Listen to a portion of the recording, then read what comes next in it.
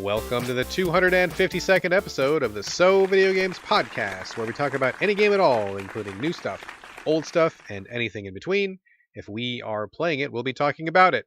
Today we are recording on September 29th, 2021. My name is Brad Galloway. I am the editor of GameCritics.com, and 50% of this here show with me is the man who's ticking all the talks, Carlos Rodella. Nice wordplay. Because TikTok, right? Yes. Yeah. TikTok is going to be thing. a thing. Yeah, people are on it. It seems like the whole world's on it. I think that they are. My wife is on it. She spends a lot of time on it. I recently joined it for a reason that we will discuss in just a moment. We can talk about that in a second. But how you doing, Carlos? How's things? I'm good. I'm on TikTok right now as we're talking, scrolling. Are you watching yourself film the podcast on TikTok? Is it like a little reality loop for you? Oh, it's like a loop. Like literally what we're saying is becoming a TikTok, and then I'm just going to watch it back. And then jump ahead 5 minutes and tell us what we're talking about. Oh, man. We're talking about TikTok in about 5 minutes. Yeah. And we're still talking about it. It works. It's true. No, I'm eating some chocolate. By the way, again, not a sponsor, but could be a sponsor if they wanted to be. I'm trying to eat something that might be sweet, but also sort of healthy for you. And you know those Kind bars? The brand Kind? Yes, I have had one of those before. They made a new thing called Kind Bark, which is that like dark chocolate pieces with like almond and sea salt. Okay. It is delightful, and I may or may not be, I actually will be eating some of that on this podcast, so I apologize. All right, we'll get really close to the microphone so we can all enjoy it with you. Make sure you do that. I'll do that later, but yes, Excellent. That's what's going to happen. All right, cool. Well, glad to have you aboard as per usual. We've got a lot of stuff on the docket as per usual also, so I say let's just get to it if you're ready to roll here. I am, and I just tweeted on Twitter, which is what you do on Twitter. You tweet. And I said, hey, we have another show coming up to talk about more games. They just keep making them. They don't stop. I keep waiting for them to stop, and they just don't. They're not. By the way, Brad, I don't think they're going to. Dicks. They're a bunch of dicks. They're not. No, they're great. All right, folks. You know that Carlos and I share a house. It's a big house, a nice house. The roof needs a little work, but it's not bad. But down the middle of the living room, we have it divided squarely in half with a strip of duct tape. Keeping the house is what we're doing right now. I got a couple really quick things, but Carlos, what do you got on your side? Well, we got to start with TikTok because obviously I already foretold it in the future. I have a question, though, before we start. Okay. If you tweet on Twitter, what do you do on TikTok? Do you tick or do you talk or do you something else? I think you just make a video. And then that's it. It just...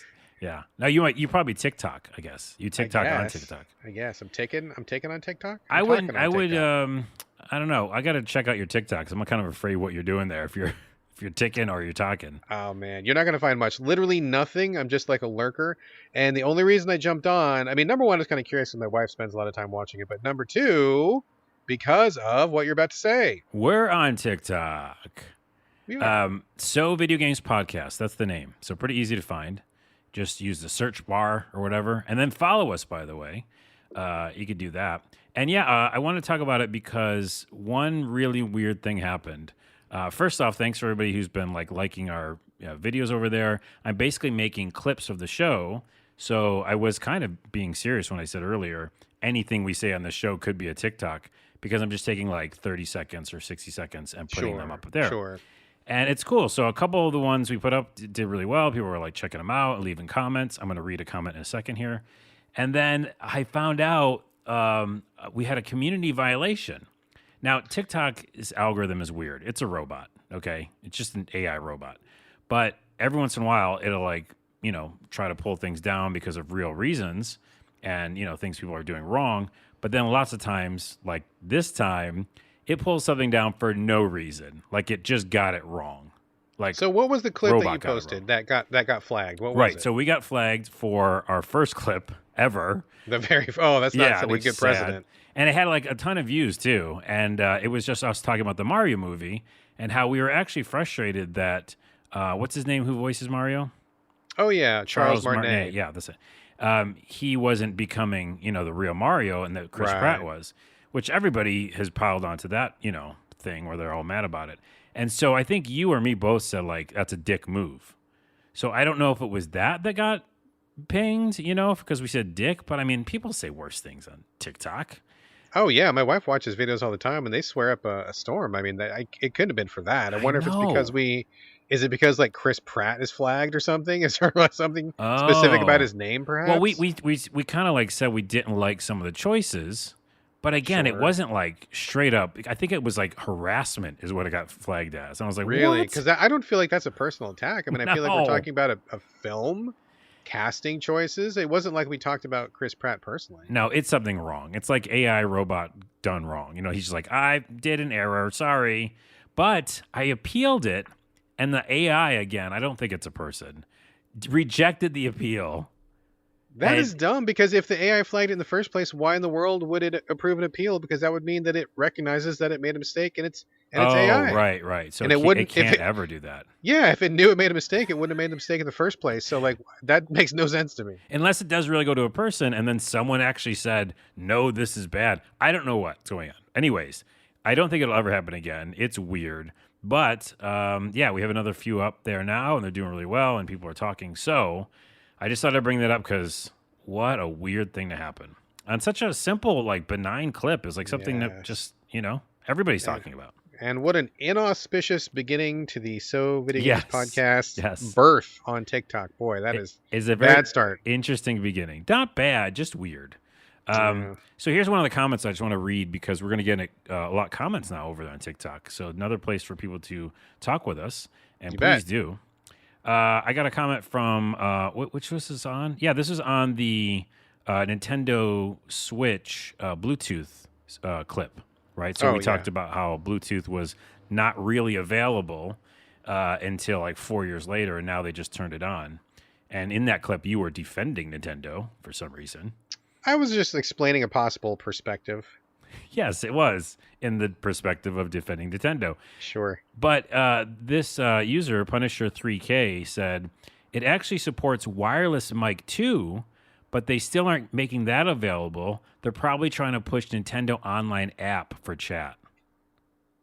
I mean, sure, but who in their right mind uses that? Because if you're already using the app, then you got your phone right there. You might as well just call your friend instead of using the stupid app. I know, but I'm just saying it's another example of not turning something on. I mean, if it's true, it's probably true. It's but I don't know probably that true. Is They it just did it. confirmed? I don't know. Yeah. I don't Well, anyways, Punisher3K, thank you for your comment. Yes, thank you for your comment, Punisher. And also, anybody else, please leave comments and we'll read them on this show. TikTok, So Video Games Podcast. Check us out. There you go. What else you got, Carlos? Man, I got a lot of stuff. Well, one thing, I finally saw Free Guy. Oh yeah, it just came to download, didn't it? Yes. I think it's now. What? What do you say? What do you like that for? Well, because I don't remember how I saw it. Let's just say I didn't see it in the theater. Did you see it in an altered state? I somehow secretly saw it. You either streamed it or you were high. Which one was it? Both. Both. Anyways, I saw it, and that's the point. Okay. And I highly recommend it because this is an interesting, I don't know, piece of information about this movie that I'm sure you don't even know. Okay. This is not a spoiler, is it? It's a minor spoiler. I don't think it's a spoiler. I think it's a really good thing to know. I'm going to trust you, but don't spoil it I because know people you don't like hate spoilers, any especially me. spoilers, I hate yeah. spoilers. Okay, I'm going to say it anyhow. I don't think it's a spoiler. I think it's a All right. reason to watch it. Okay. So the movie, the general, trailer says it's about Ryan Reynolds in as an NPC. So he's playing an NPC in a game world. And You're not going to spoil a special appearance by somebody, are you? No. Okay. I just love that concept in general. I mean, there's very few movies about, or maybe none, about an NPC in a video game. That's true. That's so very true. fun, right? So I was already on board with that. But what the game actually turns into, again, without spoiling anything, it's actually a little bit about the game industry and indie games and big budget games. So that's all I'll say. But having that little core piece be in there was such a surprise, but also such a good, I think it's good to tell people that because I think they're just seeing like the trailer with explosions. Right. But It's it's kind of hard to actually- tell exactly what it's about. Right. And I think that's helpful to know because it's actually there's a couple different plot lines going on, and one of them is really interesting about the games industry. So I highly recommend that movie. That's like an 8 or 9 for me all of a sudden. Wow. Okay. Well, I'm going to definitely check it out. I know the wife was really interested in that. I want to check it out. And we usually try to make an effort to see video game movies. Slight tangent since we're talking about that. Have you ever Yeah. seen Existenz by David Yes. Cronenberg? Oh my goodness, I have. Man. So, okay, dude, like I saw it a couple years ago for the very first time, and people had told me it was kind of like a video game movie. And watching this, and for people that don't know, it's Existenz, Existenz. Yep. It's really hard to encapsulate what it's about, but basically, David Cronenberg is a very famous horror director who specializes in body horror. Yes, which And I in normally don't like, but I accept in this movie. this movie is basically about people who are beta testing a new VR rig that's like made out of flesh. Yeah. And it's fucking crazy and bizarre. But the weirdest thing about this movie, and tell me if you agree, Carlos, if you remember, the weirdest thing about this movie is it actually knows a lot about actual game development and publishing and like all the stuff that they talk about in that movie. I'm like, oh yeah, that's actually really true. Like you guys are like naming stuff that is actually really real. It wasn't just like script talk. Like it really seemed like they had done their homework and had talked to actual developers and knew how games got made and knew like that whole process. I was really impressed with like how accurate a lot of that stuff was. Yeah, 100%. They like had writers that were in the industry in some way, right? Oh, it must have been. Because there was a lot of VR stuff. There's like you said, games industry stuff. But what I remember from that movie so much is, again, how long ago was that? Not many movies made about video games or being inside video games. There is such a good scene in them. They were in a diner or a restaurant somewhere, and the waiter comes up and like asks them what they want. But they're in this video game world. So like they do something off script and he just repeats himself. Yes. And that happens actually a lot in the movie where like the NPCs will just like repeat themselves because they don't understand, like in a video game, what to do next. They haven't been programmed to deal with something outside of the parameters. Yes. And that is such a fun like landscape to explore for film and shows. Please, more companies make movies about that and shows about that because I really love it. But that movie does have a lot of gory stuff too. It is crazy. But it sounds like Free Guy sounds like a win. I'm very excited to watch that. And I definitely recommend Existenz if you're not averse to horror or body horror. It is pretty gross in some parts, like you said. Pretty nasty. Speaking of which, did you see that picture that was going around on Twitter? Somebody made a recreation of the N64 controller made out of flesh. Did you see that? No. It's horrifying. Why? It's so scary and gross. Like, I guess if you Google that, N64 controller, like monster or flesh or something. Oh God! Like it made me want to hurl. It was so scary and nasty. But why? Why would they do such a thing? I don't know. Maybe they're a person who specializes in horror sculptures. I can't unsee this. It's terrible. It's so scary. Oh my God! It has like a real eyeball in the middle of it. And this is from Screen Rant. It says this N64 controller crawled out of Mario's nightmares. That controller would perfectly fit in Existenz. That would like go it right really along with would. thing. And by the way, the middle stick it looks like a nipple. It's gross. Yeah. Oh my goodness. Gross. Anyway, okay, moving on. Why'd you what else? do that? Oh, I guess because we were talking about Existenz. Yeah, exactly. How do you? Well, okay. Drop it. Drop it. Switch topic. What else you got, Carlos? A couple more things. Tokyo Game Show is happening. When we're recording this, it's happening tomorrow at 2 a.m. for us, and also the 505 Games live stream is happening. So those are happening, and we'll probably talk about them next episode. You will talk about them, and I will listen to what you have to say because I will probably not watch them. Right, and I'll just watch parts of them. But I am very interested for Tokyo Game Show for a couple of reasons. One, I'm a Final Fantasy guy. I loved 15, and I'm sure they're going to talk about Final Fantasy 16. Okay. Because I've been waiting for that. And also, there's not going to be another one. It was called Final Fantasy. It's final. It's over. Right. They finally decided to just make that stick. Tell that to everybody playing Final Fantasy 14, which never ends because it's an online game. Forspoken, which I have been very, very interested in, I think will also be shown off. So those are some things I'm looking forward to. But again, I'll report on them next episode. One or two more. There's so many things I could talk about. Do you want to go real quick or no? No. I'll do my two ones at the end. Keep going. Okay, MiHoYo and Genshin Impact. MiHoYo is the publisher of the game. Yes. Developer of the game. There was a big, huge controversy. I just thought I'd mention it because it's kind of crazy that there was a big anniversary for the game, and they were going to like give everybody something like some sort of prize for like sticking with them for so long and spending thousands of dollars. Sure. And they gave them like nothing. Like, like really, really crappy rewards. And so everybody playing the game, most people, like a ton of people, went over to all the app stores and just one-starred them. Oh man. and Review bomb. review bomb to hell. Like they're literally down to like 1.5 or something when they were 5 everywhere. And that's all you got to know. Take care of the people who play in your game and are spending all that money. And it's something so small. They just want to like a 5-star hero or weapon or something. Yes, something that you give back to your community. And what does it cost you? It costs you a couple bucks Nothing. of development, but Yeah. basically it's nothing. You've probably got tons of assets sitting around that you never used. Oh, You could my probably goodness. throw something together, and like you're probably making money hand over fist.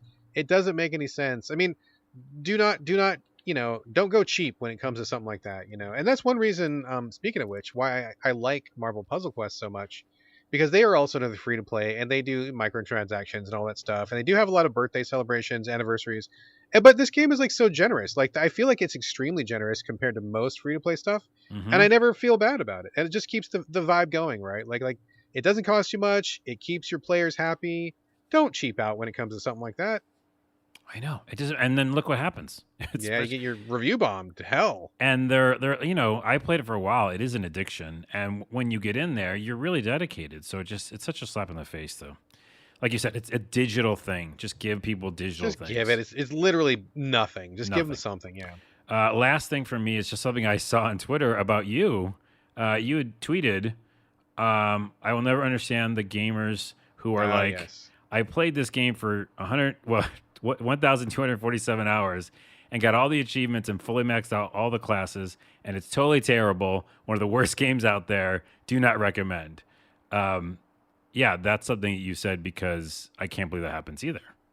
Oh yeah, dude. I mean, that happens a lot, like way more than I would ever think. It got triggered because we were talking about World War Z, which we will talk about Oh. at the end of this show. And I gotta say, I was very surprised at how many people immediately didn't walk. They ran to Twitter to tell me what a terrible game this was and how angry they were. And like one of the people seriously was like, "Oh yeah, I played like every level and I maxed all the classes. This game fucking blows." And I'm like, "Okay, you listen to Weren't you yourself, just, dude. yeah, you're saying you're Listen to playing it. yourself." Yes. Anyway, It- we'll get to World War Z. We will. I saw that, so I had to bring it up. Okay, move on to your 2 things, which are probably very, very small boxes. Just a couple of quick things. So number one, we're not going to talk about it on this show, but by the time this show comes up, the embargo will be down. Talking about Phoenix Point, I believe it's called the Behemoth Edition. This is coming from Julian Gollop, the guy who created XCOM back in the day, one of the main designers of XCOM. This is his new jam. He got together with a new publisher to kind of do his own thing. I'm not sure exactly what happened, like why he doesn't have the XCOM license anymore. I'm sure there's a story there, but long story short, he kickstarted this with a new company, got it off the ground. It's been on PC for a while. It is just now coming to console. I believe it's PlayStation and Xbox. I don't think it's coming to Switch. Kind of a beefy game. And I like his work. I've played other games by Julian Gollop that are not XCOM, and I think he's a really brilliant, talented guy. So I really wanted to give this a shot. I start up the game, and I'm like, oh my god, this is literally the next XCOM. Holy shit! Like everything about it is XCOM to a T, and I love XCOM. I was going to say that's a good thing, right? I love XCOM. I love me some XCOM. So I'm just scratching the surface. As one might imagine, it's a pretty dense game, lots of details. The battles are pretty lengthy because you're taking your turns and using strategy and stuff like that. But I will talk about it on the show either next week or the week after. But man, so far, big thumbs up. I'm so excited. And this is like legit the next XCOM. So if anybody Ooh. had any hesitation or wasn't really sure, do not hesitate. Just jump in. This is Julian Gollop doing the thing that he does best. Wait, what's it called again? It's called Fuck. Phoenix? I don't think it's called Fuck. It's not called Fuck. Well, It's this called, won't be on TikTok. Phoenix. Shit. Phoenix Rising? Point. No, Phoenix Point. Okay. I was like Phoenix Rising, Phoenix Wright. That's not right. What is Phoenix? Phoenix Point. Kind of a generic name. I know. I'm not in love with that name at all. No, it's kind of a generic name. I wish they had something catchier, but it's Phoenix Point. And for consoles, it's the Behemoth Edition. Comes with all of the DLC that's been on PC up to this point, plus one brand new DLC. And it's really cool because when you start the game, it gives you this menu that says, what difficulty would you like?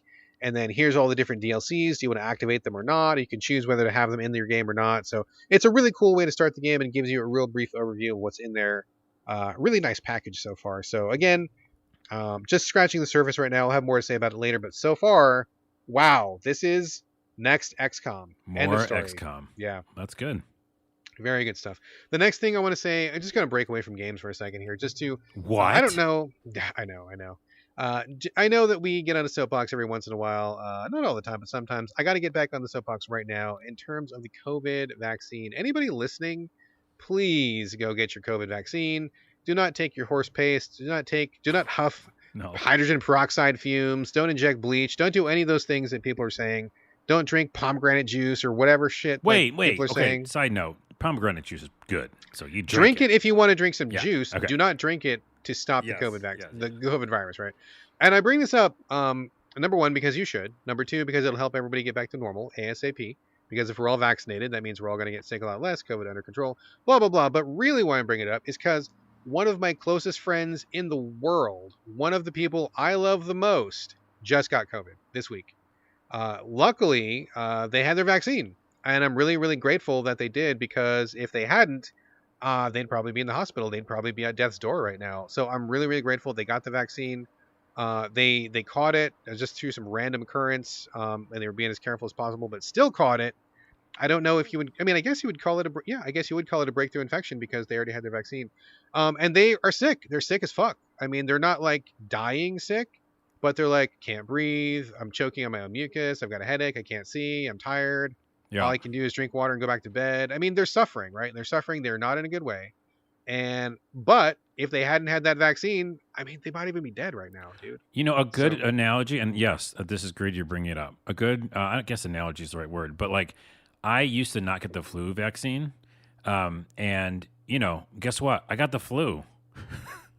Do you know what I mean? Like Yeah. I'm not saying it's a 1-to-1 thing, and I know it's a totally different thing. It's not a flu, but it's like, why this thing's deadlier. Why not get Yes. something to like protect yourself against this thing that's deadlier than the flu? Because Yes. I've sicker than a dog from the flu sometimes, just because I didn't take any precautions. And again, some people don't have to take the flu vaccine and are fine. But it's just giving you those odds, like you're saying. Right. And just to be clear, a lot of people are saying, well, what's the point of getting the vaccine if you can get sick anyway? Well, it's like it's harm reduction, right? Just like with the flu vaccine, you may still get the flu, but it'll be like a lot less. You Like got less you will be sick. sick shorter time. It won't be as severe. Same thing with COVID, right? Like if my friend hadn't had this vaccine, he could very likely be dead right now or be way sicker, intubated, who knows. But now he just has like a really bad flu, which he's going to recover from, which is great. But it's like wearing a seatbelt, right? You wear your seatbelt, you get into a car crash, you're still going to get hurt, but like you're going to be way less hurt than if you didn't have the seatbelt. Same thing for the vaccine. You might get sick, but you're going to get way less sick, way less chance of getting the long haul symptoms, and way less chance of being infectious towards other people. So please, COVID is in my inner circle now. I have many friends who have caught it. Thankfully, everybody I know has been vaccinated, which is great, and I'm so thankful that nobody has been unvaccinated. But please, if you're listening, get your vaccine, take care of yourself, do it for yourself, do it for others. Just get the jab and just, take care. Be careful. Yeah, it's the first one, by the way, because it's usually you get 2 shots. Yeah, the first one does nothing to you. So I don't know if people talk about that enough, but like generally you don't get too many symptoms, if none. A lot of people get none from the first one. And the second one, yeah, it knocks you down. But again, it knocks you down for one day. It's literally 24 Literally hours. one day. Yes, and the it's next one day I was like, wow, I feel amazing. Yeah. Because again, your body takes it in. I literally got it literally I was like sad that I couldn't get it sooner. But I remember here in Washington, it was not available, just like a lot of places. Yeah. And it was like doing this like trickery through the emails, going to sign up. I'll sign up here. I'll sign up here. You sign up all these different places to see where I can get it first. But I literally, I think I might have talked about it in the show, but I got it at Amazon via the Virginia Mason, I think is the... local hospital, local Virginia hospital. Mason, yep. They did it together, and it was just such a really good experience. But literally the very first second I could get in, I went. I think it was like April, May, June. One of those days, Yeah. And I was just in. And so, yeah, I've had it the whole time. And you just feel like a sense of security, because like you said, even if you get it randomly, which by the way, someone on TikTok, to bring it back to TikTok real quick, did the calculations on this. Mm-hmm. I'll find this and send it to you. You can put it in the notes. I think that'd be good to have. But right. Some woman did like calculations on her calculator, like, odds of you getting sick right? With no vaccine and blah blah blah. It was like 1 in 5 or 1 in 10 or something. It was like alarming, you know. Yeah, pretty good odds that you're going to get it. Odds of you getting a breakthrough case after having both shots of a Pfizer vaccine or Moderna, 1 in 20,000. Yeah, all right, way less. That's Those a are way better crazy odds. difference. Way better odds. So yes. like I feel I'm walking around like a little bit feeling a lot better actually. 1 in 20,000, and the other one was like 1 in 10 or 1 in 8. I'm like, oh my goodness. So I mean, just look why at those wouldn't numbers. you? Yeah, why wouldn't you? Just please take care of yourself. Be smart. Get the vaccine. Protect yourself. Protect everybody. Just get with the program and please do it. And if you're listening to this podcast and being preached at right now, you're probably already smart. You're probably already cool. You probably already have the vaccine. I know they're like, but just in about case. games. I know, just in case, please get it. And don't lose anyone near to you. We don't need to like have more people die from this. Agree. Okay. Back to games. Back to games. Okay, that is the housekeeping. I'm done. Are you finished as well, Carlos? Yeah. Am I talking about Tales of Arise in the actual show, or am I going to do it here? Tales of Arise. You're going to do it here. One final thing from Carlos. He's talking about Tales of Arise. Just because I want to do my final check-in because I've beaten the game. Hooray! How was it? It was epic for sure. It was epic. Okay, that's not what I thought you were going to say, but okay, keep going. A couple little points here. One, it takes a while to beat a RPG, so I always feel good about myself when I do. Like, I have accomplished something. It was about 32 hours, the whole game. Oh, that's pretty reasonable for an RPG. Oh, it's pretty reasonable, right? And when, you get to near the end of any game, adventure game, a story-driven game, RPG, you're just mainlining it because you want to know what this outcome is. And so I really felt a little frustrated with the ending because it's definitely one of the most JRPGs. It just never ends, and there's always that extra boss. And then not even just an extra boss. They're like, now we're going to go to a new realm. I was like, no more realms. I already experienced points up my ass. I don't need any more realms. We only need one realm per game. There's many extra realms at the end of that game. Too many realms. And then there's a big monster, and you're like, okay, that's it. You beat him. He changes form. Of course. At least 3 times, right? Yeah. Well, this one was twice, but still, the first time I was like, I'm out of potions. Like, I can't do this. And they don't give you a shop in between. They're like, you're fucked, whatever you picked to come here with. And then at the end, this is not really much of a spoiler, but there's like another, boss kind of. And that boss, there's 2 forms for him. The second form, you're not allowed to use health potions. Oh, geez. I'm like, there's no reason to do that. Get out of here. I know. I was like, if I didn't beat it that one time, though, you know how you're like an adrenaline high to beat a boss? I'm like, if I don't beat it this time, I'm deleting this game. Like that. And so luckily I did beat it on that first try. Or I wouldn't have not went back to that. So I know that feeling, dude. I know that feeling of like it's now or never, and if it's not now, then fuck it. I get you. So, anyways, I love that game. I didn't think I talked about it enough last time I talked about it, but it is very dark. It starts very dark. It gets a little bit video gamey in the middle, and then it ends kind of dark too. So that game is interestingly dark for an JRPG. I really did like the ending, and I'll say this last thing. Well, you did or did not like the ending? I really did like the ending. You did like the ending? Yeah. Okay. Because what the whole video game is about, it's mixing this idea of, sadness and darkness and trouble that we all experience in the life, and also just like, I could call it evil or dark side or whatever. But it's also, the whole game is a message of unity. It's literally about racism and working together instead of against each other. And I don't know, maybe that's like a JRPG thing at times, but they do it really, really well. And they're like really driving that point home, because this whole thing is about the Renans and the Danans and these different races of people, but they're actually all, we're just one human, right? Right. So anyways, I have to ask you. Yeah. I need to know. And if this is a spoiler, you can tell me to just put a pin in it or something. But I need to know, was the actual treasure of the game the friends you made along the way? Nice. I think it was. Okay. Yeah, I think it was. All right. I think that's a spoiler too. Yeah. Oh, shit. Okay. Spoiler warning. It was the friends you made along the way. No, I'll spoil Lost for you. And that's actually the answer to Lost. Is that? I think it's the spoiler for most things these days. It really is the spoiler to Lost, though, if you've watched the end of that. And last thing I'll say about Tales of Arise is I forgot to mention, but there's a lot of really great music. But one of the segments of one of the songs is Back to the Future. You mean from the actual movie? It's Back to the it's Future? like the exact same theme. It's like dun, dun, dun, whatever that thing is. I can't sing it now. Oh, like the dramatic music when they're like getting Yes. chased and stuff. Yeah. Something in that, literally like bar for bar. And I'm like, how did they not get dinged for this? This is Back to the Future. I guess Robert Zemeckis is not paying attention. I guess he's not. Anywho, Tales of Rise is done. I'm very, very proud of myself for beating it. I think it's a great game. I think the enemies are still too bullet spongy, but I still recommend it. What a wild ride. All right. Tales of Arise. I've been hearing really nothing but good things about it from everybody that I've talked to. I don't know that it's my jam, although I do admit I am a little bit curious because, I mean, everybody's loving it. But, to be honest, a lot of people love the Tales series, and I've checked out earlier ones, and I'm like, none of them were my jam. So I may let this one go, but I am a little bit curious. Like, if somebody dropped it in my lap right now, I would play it, but I don't know that I'm going to go out of my way to try. You have no time for this game. Yeah, I know. It's really easy to say I don't have time right now because I actually don't. You don't. And I literally have time, and I was like, I don't think I'm going to finish this game. So that's what I'm saying.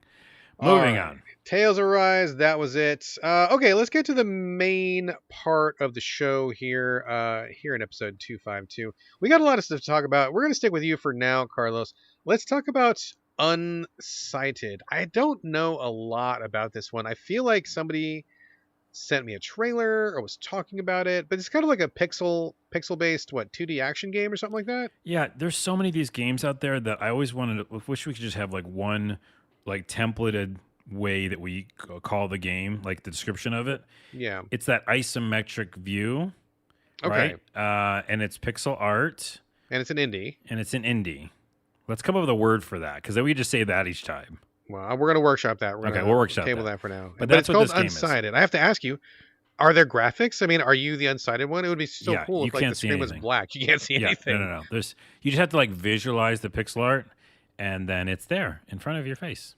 All right. So tell us about Unsighted. No, Unsighted stands for something in the game, which I'll get to.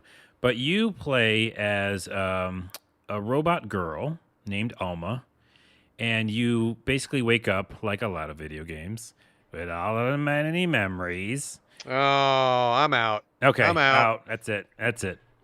Next review. I'm done Next with game. amnesia, man. Literally, I'm done. I can't do it. Well, she is a robot girl. It's not a person with amnesia. It's because, there's a lot of stuff that happened to her. Amnesia, your data bank's been wiped. It's like 6 of one, half dozen of another. Okay, anyways. Minus that, it's a action game, so it's not really an RPG, but you do get items and you can like do some skills and stuff, but it's more of an action game where you run around and hit monsters and the like. But the story is really interesting because basically you're trying to, again, piece together what happened, and you are this like robot person running around a laboratory in the beginning. And basically in the past, there was a big, huge battle with the humans and your kind, which are called automatrons. And so basically you got to figure out what that history was, like what happened. Because basically it's a very ruined city that you're in. And of course, robots are everywhere. And the robots that are mean, not like you, they're called Unsighted. So that's where that name comes from. Are they not able to see? No, they can see because they attack the shit out of you all the time. They see pretty well. But no, I don't really know if I know why that is what they're called. But that's what they're called. And the pixel art is beautiful. Fun little side characters. I like the dodge a lot. They have a great dodge. Me and dodge. If there's a good dodge, I'm in. Everything uses stamina, right? So there's a little stamina bar. That can get annoying at times, but so far I'm pretty okay. I just kind of know to dodge and get out of the way. Your attack is really simple. In the beginning, you have some sort of melee weapon, and later on, you can get different weapons and different skills. Someone has called it similar to Nier Automata for a few different reasons, but also on the style, I think, a lot. Would you say this is kind of like a Zelda-like? I'm looking at the trailer, and it seems like, kind of isometric top-down sort of action, and a kind of looks the way like Link to the Past or something like that. The way the camera is. But is it very Zelda-like or no? Well, that's what I'm saying. We should maybe just make a tangent and figure this out now. We got to come up with a word for this because it is not Zelda. Like Zelda is definitely like less action based than this, where you're like walking around doing puzzles and you're attacking, but it's not like, it's like simple swipes. This one just feels much more frenetic, where you're. It does look very fast. Like, are there combos? Is this like really like kind of a Devil May Cry sort of a or like character sort of a thing? A lot of your pixel based roguelikes. It's like those, the action based ones. Gotcha. So it's like that. So okay, again, we need a name for it. We'll come up with something. And there's also a time limit in this game, which is like one of those rare things where the overall game has a time limit. Oh, wow. That's already stressing me out just hearing about that. It's stressful, but you can change it. Like there's a lot of accessibility in this game. So you can change level difficulty. You can, I think, turn off that timer or at least like adjust it so it's like super slow. So I did all that stuff in the beginning to just like be able to get through it, But in general, it's a really, really fun time. And I highly recommend it. Is an action-y, interesting adventure story about being a robot girl. Okay, that sounds good. I mean, I'm looking at the trailer. It looks like a pretty, like you said, frenetic, busy, action-y sort of a game. A lot of hack and slash going on. So it seems pretty cool. Art's pretty good. Yeah, and it gets a little tough at times with that stamina meter. That's the only thing I wrote down is like my kind of thing that got me is like, maneuvering around, like running out of stamina. And I'm not going to say Souls-like, but there's a couple, robots that are huge, and you're like, okay, I've really got to plan this. You can't button mash, right? Like, you can button mash small enemies, but like I came up with a bunch of bigger guys, and I just couldn't do that anymore. So tactical combat. There's definitely tactical to this, yeah. But a really interesting story, and I think that's another thing, a reason people will like it. Sounds like a pretty positive takeaway there. Yeah, I'm keeping it in my library. I'm playing it, and I'll let you know when I finish it. All right, that is Unsighted. You playing it Steam, Switch? Where are you playing this? Steam with my Xbox controller. All right, excellent. Okay, up next is Voice of Cards. You and I have both played this, but you brought it to the agenda. I'll let you start off on this. There's a demo available on the Switch. That's where I played it. Yeah. And I didn't really know much about it, except it's coming from Square Enix. It's a card-based RPG, and I knew that Yoko Taro, the guy behind Nier Automata, was involved in this somehow. That's all I knew. I jumped in. I did try the demo. You also tried the demo. So, Carlos, why don't you lead off on this? Yeah, and Nier Automata connection ×2. Because it was right in a row. There you go. Mentioned it in the other game. So this game is really relaxing and fun. It's a card-based RPG. We had just talked a little while ago about how I don't like Gwent, and I don't understand it still. And I get mad about it just hearing the word. I'm like getting Gwent mad. Makes me angry. You wouldn't like me when I'm angry. You wouldn't like me when you say the word Gwent. So this game is not that. It's a very simple type of combat game with cards, and that's what I'm here for. Like, I love that kind of thing because I do like card games. I like Hand of Fate and a couple other games. That's a great one. I love Hand of Fate. Yeah, but those are again they just kind of make sense to me. They're closer tied to, like this game is, to the what is it called? Like the pen and paper games, right? Where you're rolling dice. And tabletop RPGs. Tabletop RPGs and choose your own adventure books. Like, if you get closer to that with a card game, I'm all in. I think Hand of Fate did that really well, too. It did. So this one does that, like, perfectly. There's literally even segments of the game where you throw dice, which is so cool. So how it takes place is you play as 3 characters who are heroes going to retrieve something treasure, something treasure. Something treasure. Yes. Go fight monsters. Again, so simple, but I love it. The art style, by the way, on all the cards, so beautiful. Like, incredibly awesome looking. Anime style, JRPG style, Nier Automata style. And you go off into this landscape of cards, and you have a little, what's it called? Not a cursor, a pawn. It looks like a pawn, actually. You just have like a chess token piece or something that you're moving around, And you're moving that around on all the different cards, and the cards reveal themselves as you get closer to them, kind of like a Shadow of War thing. And when you get to them, you can see that there are different things like, towns or an inn or monsters or people you can talk to. And so that was the weird thing. Like the landscape is made of cards. So like you go to the castle is made up of cards that are like face down. So like, if you had different colored card backs, like, you could make a shape on a table out of cards, and that's exactly what this looks like. It was a very interesting presentation. Yeah, and then the other presentation that's cool, because that looks really interesting to look at, is when you do combat, it switches to literally like they drop down a 3D table, and they go, "Here's a little table with all these accoutrements." Ooh.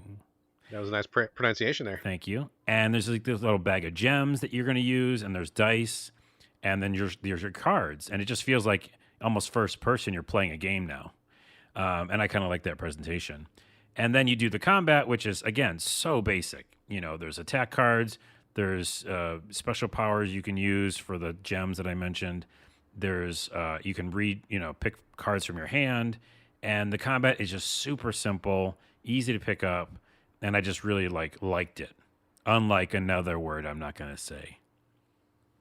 Gwent. I had no idea. Oh, Gwent.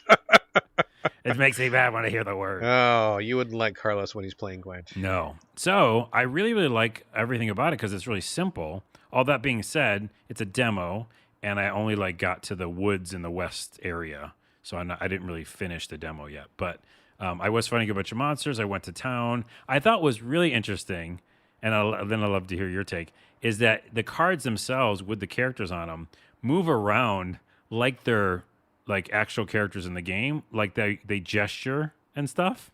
Yes, which was kind of like the card itself. Yes, is doing that. Yes, it's weird. There's a woman who needs to be carried to the apothecary or whatever, and she's like, you pick her up, like one of the other cards goes over to the other card and picks up the card. It's like a card picking up a card. Yeah, and then they get there and she get healed, and then she jumps up and down. Her card jumps up and down. I was like, I think this is cool. It's a little weird, but it was interesting. So what are your thoughts? I really liked it. It seems simple and fun. I mean, I appreciate that they commit to the bit, right? Like the world made out of cards. You got the marker that moves on the cards touching other cards moving like cards. Like that was cool. I appreciate that they're like, we're doing fucking cards. And goddamn it, we're going to do it all the way. Like I get it. Yeah. And I like it. I think that's very great artistically and aesthetically. I think it's interesting. I mean, I played the demo. I didn't play a ton of it. The art style to me is not exactly to my taste. It's a little bit on the too sweet side and too anime for me. I'm not a huge fan of that kind of visuals. I like something a little grittier, a little more juice to it. But it looks fine. I mean, it looks great. It's not ugly by any means. It's just a taste thing. Yeah. And going through it, people were talking, and I'm like, okay, there's a lot of talking and doing this thing, doing the battles. I mean, it seems fun, but this kind of presentation and this kind of project, I was very reserved, right? Because I knew it was a demo. I didn't want to read all the stuff. I didn't want to talk to all the people because the demo's going to be over, and then I'll have wasted my time, right? So I just dipped in really quickly. But what I saw, I'm like, yeah, I can see myself playing this. Like if it came out, especially on the Switch. I don't know if it's coming to other platforms or not, but something that I would play, in bedtime. It seems pretty chill. Seems pretty laid back. I mean, how high paced can it be if you're just talking about cards? I mean, it can't be that, not action based by any means. Which, by the way, is why I like it a lot. I almost said love, but I'm not going to.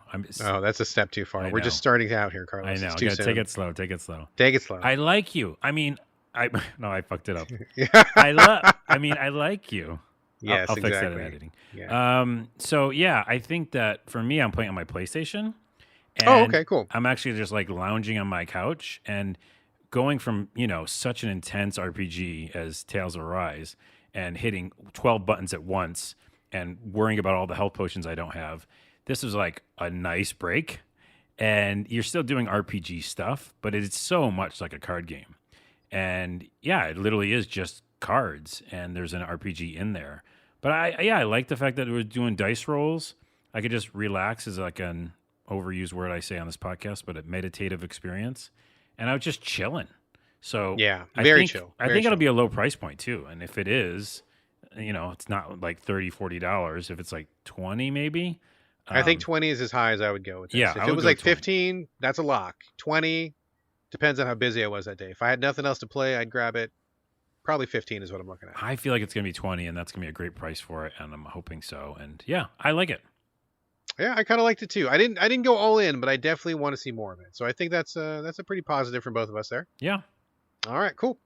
It's Voice of Cards, but it's called something else. It's Voice of Cards, something. The sleeping dragon awakens because someone nudged him and he woke up from his nap or something like that. That's it's exactly it. Wow, you got it perfectly right. Thank you. All right, moving on. Wait. Another word, and another name for it is called Not Gwent. Not Gwent, yes. Voice of Cards, not Gwent. Talking for a minute about Dandy Ace. This is a new isometric action-based roguelike, which has just come to, I believe, all the platforms.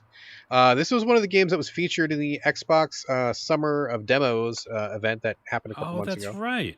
Yeah, you play a magician who is sucked into a, I don't know, randomized world by his enemy magician, and he has to use cards, magic cards, to make his way through this world. The world is basically just like a bunch of hallways and rooms. It's not super fancy, but they're just like little combat arenas. The trick to this game, though, is that you have a menu when you pause the game, and every card that you have can be put in either one of two slots. The first slot is the primary slot. Second slot is like the support slot. So you can mix and match cards the way that you want to, and it changes the effect of the card. So let's say, for example, you get one card that's like a Cupid's arrow, and it shoots an arrow, and if it hits a guy, then it charms them, which means they do not attack you. And then you also have five cards that you can throw like throwing stars. You can use each one of those on their own, but if you want to connect them, you can alter their effects. So let's say that you put the arrow first as the primary, and then you put the five cards like as the support. It might have like a split arrow, or it might have like some kind of a different effect to it, like an explosion effect or something. And if you flip those, then you still throw the cards like throwing stars, but then they'll have a charm effect on them. Oh, So you can kind of like go back and forth. You have a bunch of cards. You buy some, you unlock some, you find some, and you can only hold I think 8 total, which is 4 primary, 4 support. So it's real time. It's very fast paced. I think some of the combat is pretty brutal at times. Like there's a lot going on. Like you definitely need to like wake up, have a cup of coffee, play this game because you got to be firing on all cylinders. But I do think it's really neat because just the way that the cards interact, and you do get a pretty good vibe. Like it feels good, snappy to control. Like it's real easy to figure out how the cards work, and I think that the different effects you can find are nice. I mean, of course, the big problem with a game like this, which I'm sure everybody listening to the podcast is thinking right now, yeah, but Hades exists. Okay, yeah. yes. Hades exists. This is basically like a lower, I mean, I don't want to say it's like a lower octane Hades. If you like the idea of Hades where like you get the different weapons and the weapons have these different powers, you get the different Olympian powers and how that all plays out, basically the exact same here, but on a smaller scale. Like they did not have the budget and the team, but it's kind of the same thing. So if you like that Hades vibe, I think this is a really good alternative. I think it's cute, good action, tense action, high adrenaline, and I think the card system is really neat. I've been dipping into it a couple of rounds a day, and I think it's really good. It's definitely challenging, so bring your Twitch skills, Ugh. but I think it's pretty good. I'm noping out right now, as you Yeah. know. Roguelike already noped out, but if it's turn based, because we found out I like turn based roguelikes, I'm in. But this is just, yeah, I mean, it's just too much. Yeah. For people who like this, like you said, it looks great. And by the way, I got to go on a tangent. When people say, like, oh, this is like a low rent whatever game, right? Like, this is like Souls like, or this is like Hades. I'm looking at the art style. It's really cool. And it's about a magician. It's a different game, motherfuckers. Like, just because a game is using same mechanics, one isn't better than the other, right? Yeah, it might do the mechanics, I don't know, tighter or something, but I just feel like this is telling a different story. I just don't know why people like put two games that have similar mechanics together so much. I mean, that's fair, but at the same time, I do feel like these games are very much in the same basket. Like, even though like one is cards and one is using like Olympian gods or whatever, like when you get down to it, it's really all about like modifying a weapon and then changing that weapon if you like to, which is kind of the jam of Hades, also the jam of Dandy Ace. I feel really bad for the Dandy Ace team because I mean this game must have been in development at the same time as Hades, and then boom, here comes Hades, wins every award possible, everybody loves it. I feel bad for those guys. I feel like it kind of ate their lunch. I get what you're saying, but I'm going to double down on that because it's just a different story, it's different art style, and even if it's using the exact same mechanics, if it was, like you said, people are making games for years, so you don't know when it's going to be the same. Yeah. But just take games based on what, you like the art style, you like the story bit, or you like the soundtrack. I don't know, there's different things. So, I don't know, I just don't like when people compare like two games with the same mechanics. It's just weird to me. I mean, it's not the same game by any means, but if you like Hades, there's a very good chance you're going to like this one because there's a lot of similarity. And that's a good thing. There you go.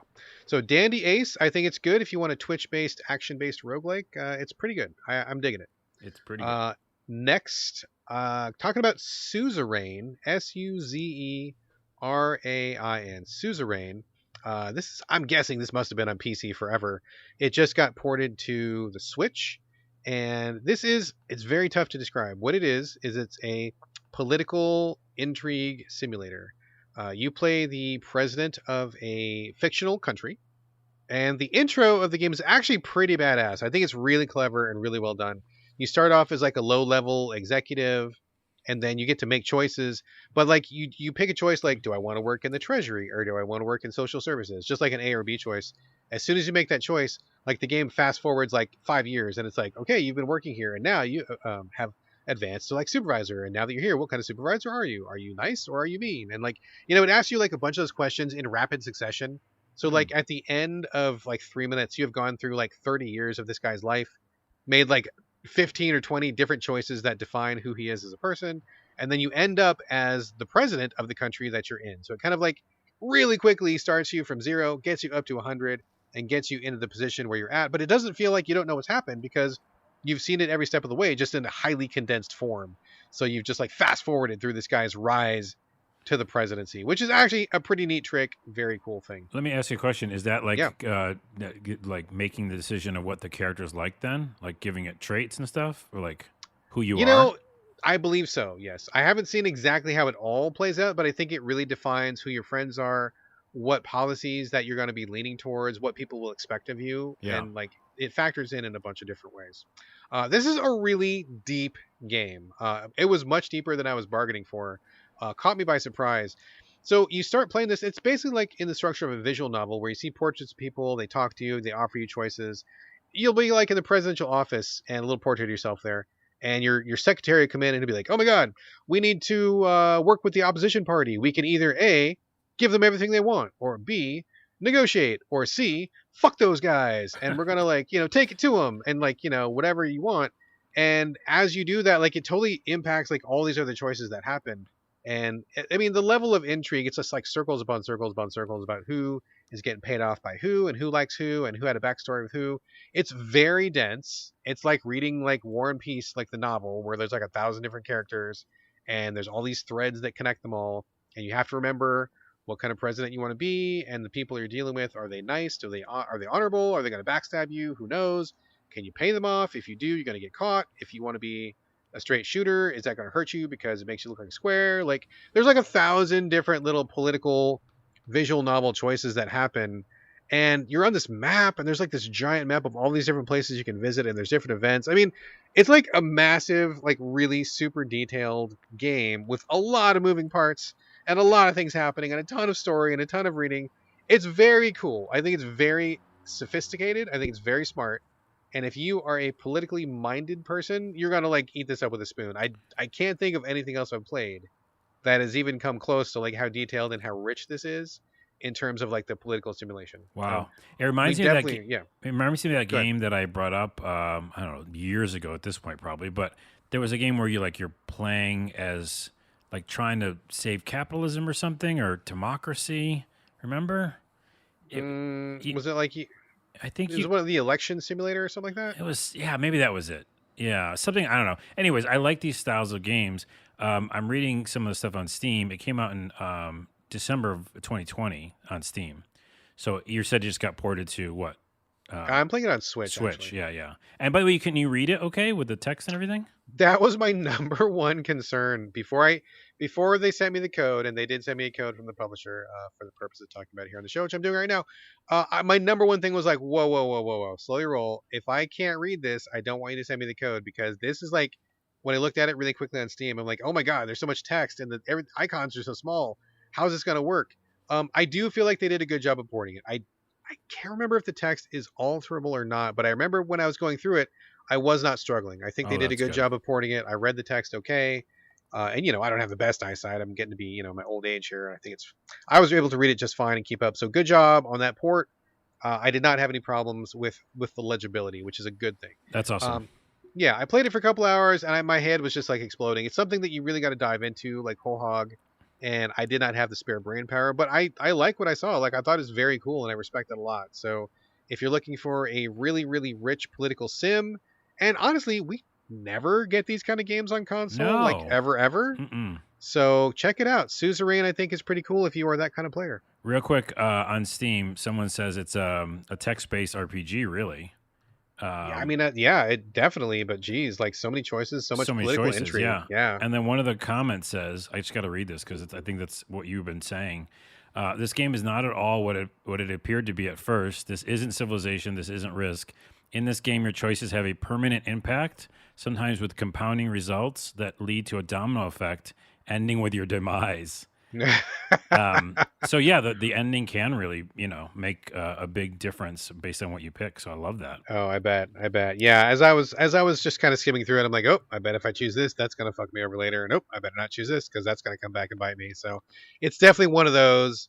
Make a choice now. Keep your fingers crossed. Hopefully, it's gonna pan out for you in the future. But you never know what's connected to what and who's gonna get mad about what. It's just very rich, very detailed. So very cool. Check it out on the Switch, but also I'm just looking on the Steam page. It's $11 at Steam. So Nice. there Good you go. price. There you go. Suzerain. All right. Turning it back over to you, Carlos. Although both of us have played this game, it's called A Juggler's Tale. This is a game, it's a 2D platformer, puzzle platformer, where you play a little girl puppet who is literally attached to strings. Or I guess she's more of a marionette, She's I a suppose. marionette. Marionette, Yeah. excuse me, yes. She's a marionette, a puppet attached to strings. The strings go up to the top of the screen.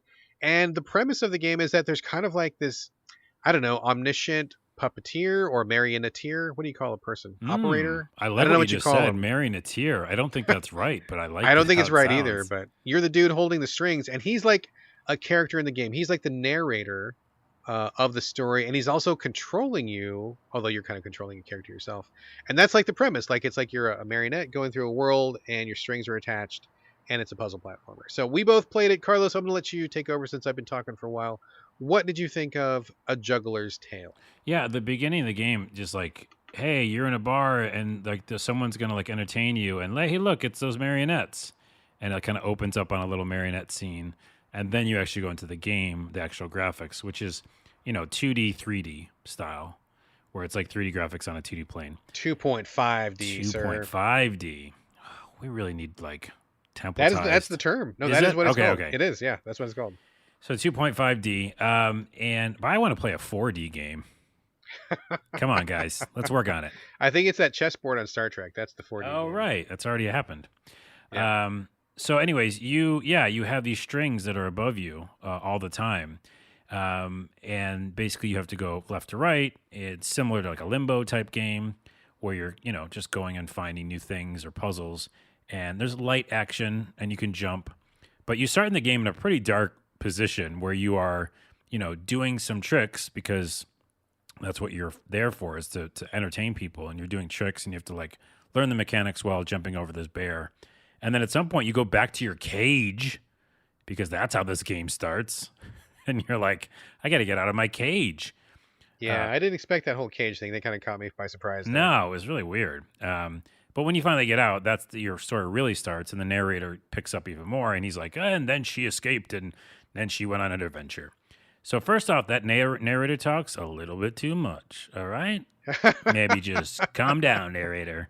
Well, and everything rhymes, and sometimes... Oh, he doesn't need a rhyme. Come on. It's like, I mean, real talk. I realize it's hard to make it rhyme, but if you're going to make it rhyme, because there's a bunch of times when it's just like, kind of rhymes. You're right. And it was making me mad. I'm like, dude, no. If you can't make it rhyme, then don't make it rhyme. Yeah, fall off a cliff, and then it went over to the watery if. Yeah, exactly. Like, yes, that's not exactly. the I'm same. like, yes, don't do that. So I don't want the rhyming, and I don't want as much voiceover. We just played a game where I thought there was too much voiceover. What was it? Oh my goodness, gosh. I forgot. But we play all the games, so that kind of bothered me because he really does talk all the time. And It's I a was lot. just like, talk a little less. But then he also helps you. So if you, in quotes, die ever, then he just picks you back up, which is really interesting. And he just puts you out of the water or gets you out of danger. And so you really can't, in quotes, die, but you can. But then you just get picked up again. I thought that was a very interesting use of the setting where, like you said, you fall into a pit. The dude just picks you up by the strings and puts you back on a platform. Very neat use of the premise. I thought that was cool. Yeah. He's like, no, you didn't die that way. It was actually this. You were fine. So there's that thing. There's the other thing is that is really weird, but also interesting, is that you're on strings. Other things are sometimes on strings. I think most of the time out into the world, they aren't on strings.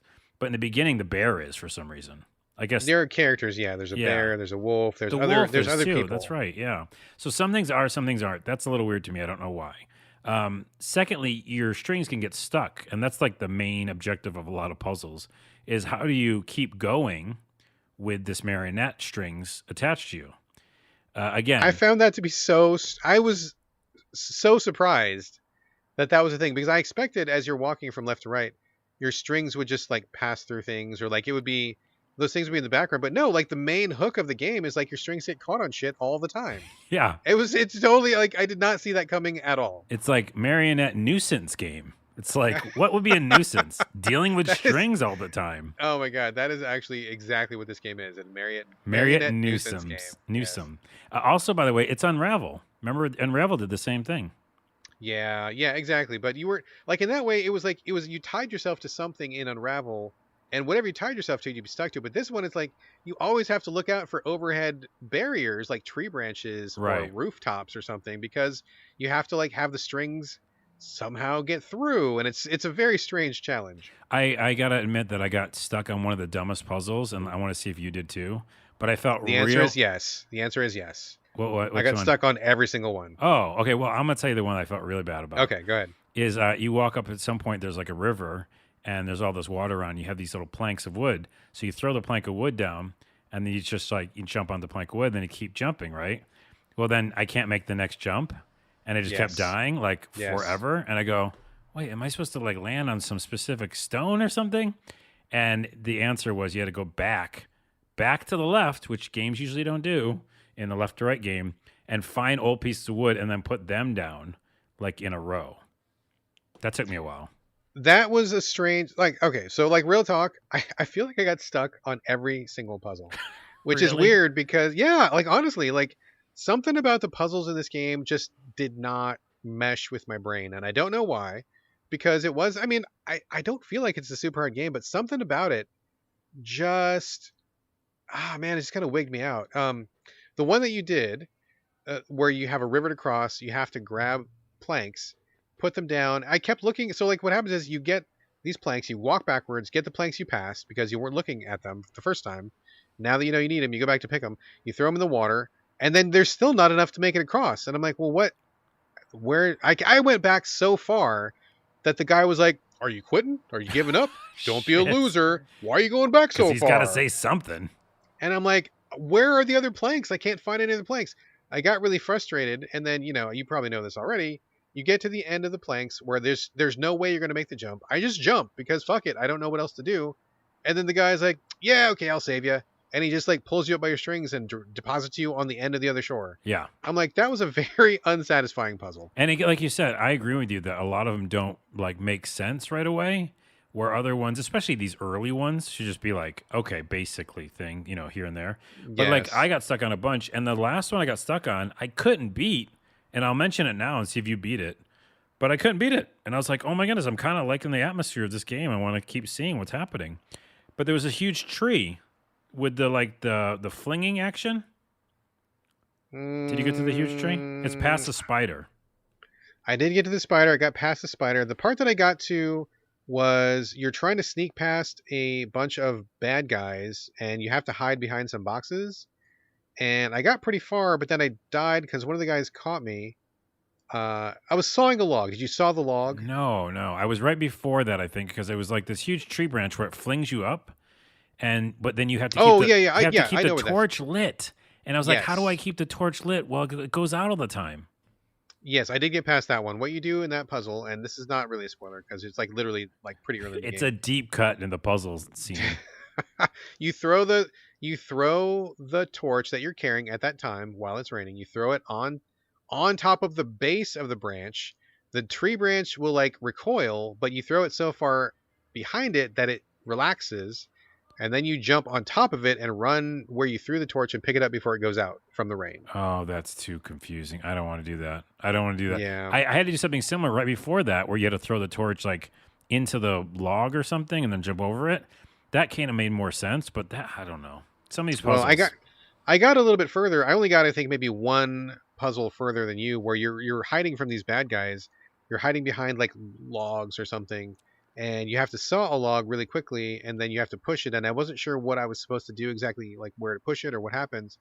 I got caught by the guy, and then it put me like pretty far back, and I'm like, like this is too far back. Like I don't want to do this part again. And it was really frustrating because the puzzle that I was doing was already frustrating enough, and then to have to go that far back. I mean, it's not like half an hour. I'm sure this is very petulant, and people think I'm just being like weak sauce right now. But like, my patience for being set back after failing a puzzle. I mean, real talk. Like, you got to be right there. Like, don't make me redo even 30 seconds. I want to just be right there and try Right. again. And All the best yeah, ones do that, right? Like the Limbos of the exactly. world. We have learned that lesson. People don't want to redo a bunch of stuff, and this wasn't extreme, but my frustration was already pretty high because I kept getting stuck on these puzzles, which just didn't make sense to my brain.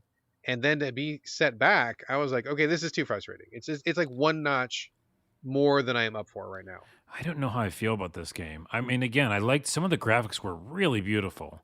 It is beautiful. It's really beautiful, and I think that's the weird thing, is because I feel like it's a really experiential game where you're supposed to just take in the backgrounds.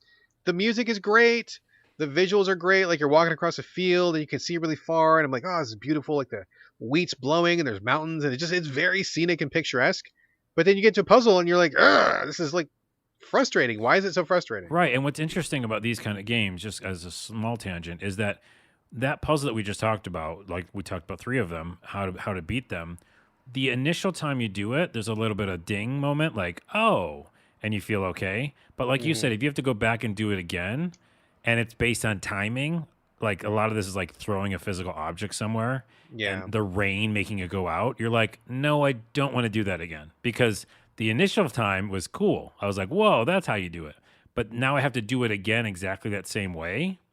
I think that's the problem with the puzzles, because it just feels like you got to nail it, or I don't know. I got confused a lot. I'm so on the fence with this game. I feel like it's a strange game because I feel like it seems like it wants to be one of those. It kind of reminded me a little bit of an artful, or the Artful Escape, where it's kind of like it's all about the presentation, it's all about the music, it's all about the visuals, and the gameplay is just kind of there to kind of carry it along. And in this case, I feel like it is very beautiful. Like, we haven't really talked about the graphics, but the graphics are really beautiful. The music, I think, is great, right? Kind of outstanding. I really like the music a lot. But then I kind of expected to kind of just coast through the levels, Right. and then I got to these puzzles, which sometimes were like physics based, or sometimes were just like a little bit more, just not. I don't want to say they're nonsensical, but just, again, for whatever reason, I couldn't process them with my own thought process, and I just was getting a little bit frustrated, and the checkpoints. So I think those two things are in contrast with each other. Where if it was more puzzly, I would want like more direct action, more checkpoints, and just to kind of really iterate on those puzzles really quickly. But I kind of feel like it's really just about the narrator saying the story while you're walking through pretty places. So I don't know. Well, it could be. That's the thing. I think both of us are thinking that same thing, because especially if you're going to start this game with such a story-driven theme, and the fact that you're not even real, right? And that you can't even die. Like we just said, one of the puzzles you get saved from, right? Yeah. But then yeah. that's not consistent, because the next one you have to do exactly a perfectly. God damn it. That's a physics-based. good point, Carlos. That is an excellent point. Thank I'm you. glad you said that, because I did not put that together. But you're right. It is kind of inconsistent. Sometimes the narrator saves you and sometimes he doesn't. What's up with that? It's got to be consistent. Maybe that's why I was getting frustrated with Yeah. it. This is Yeah, more this is more frustrating to me than Gwent. Oh my God. One final thing, and let's just move on really quickly. This Okay. game is called A Juggler's Tale.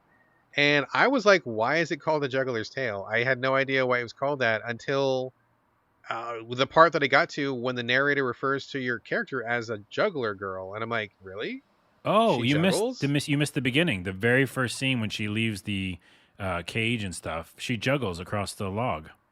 I mean, that's not very much. No, That's she not did a it very- once. She did it once. She did it once for a second in the beginning of the game, and you call it the Juggler's Tale. I would expect juggling to be a larger part. I tell you what, I know. Okay, in their defense, I think it's because she comes from the circus. So they could have called it Circus Marionette Girl. I mean, I just feel like it's kind of like, if you got to sell the juggling part if you're going to call it a Juggler's Tale. Right.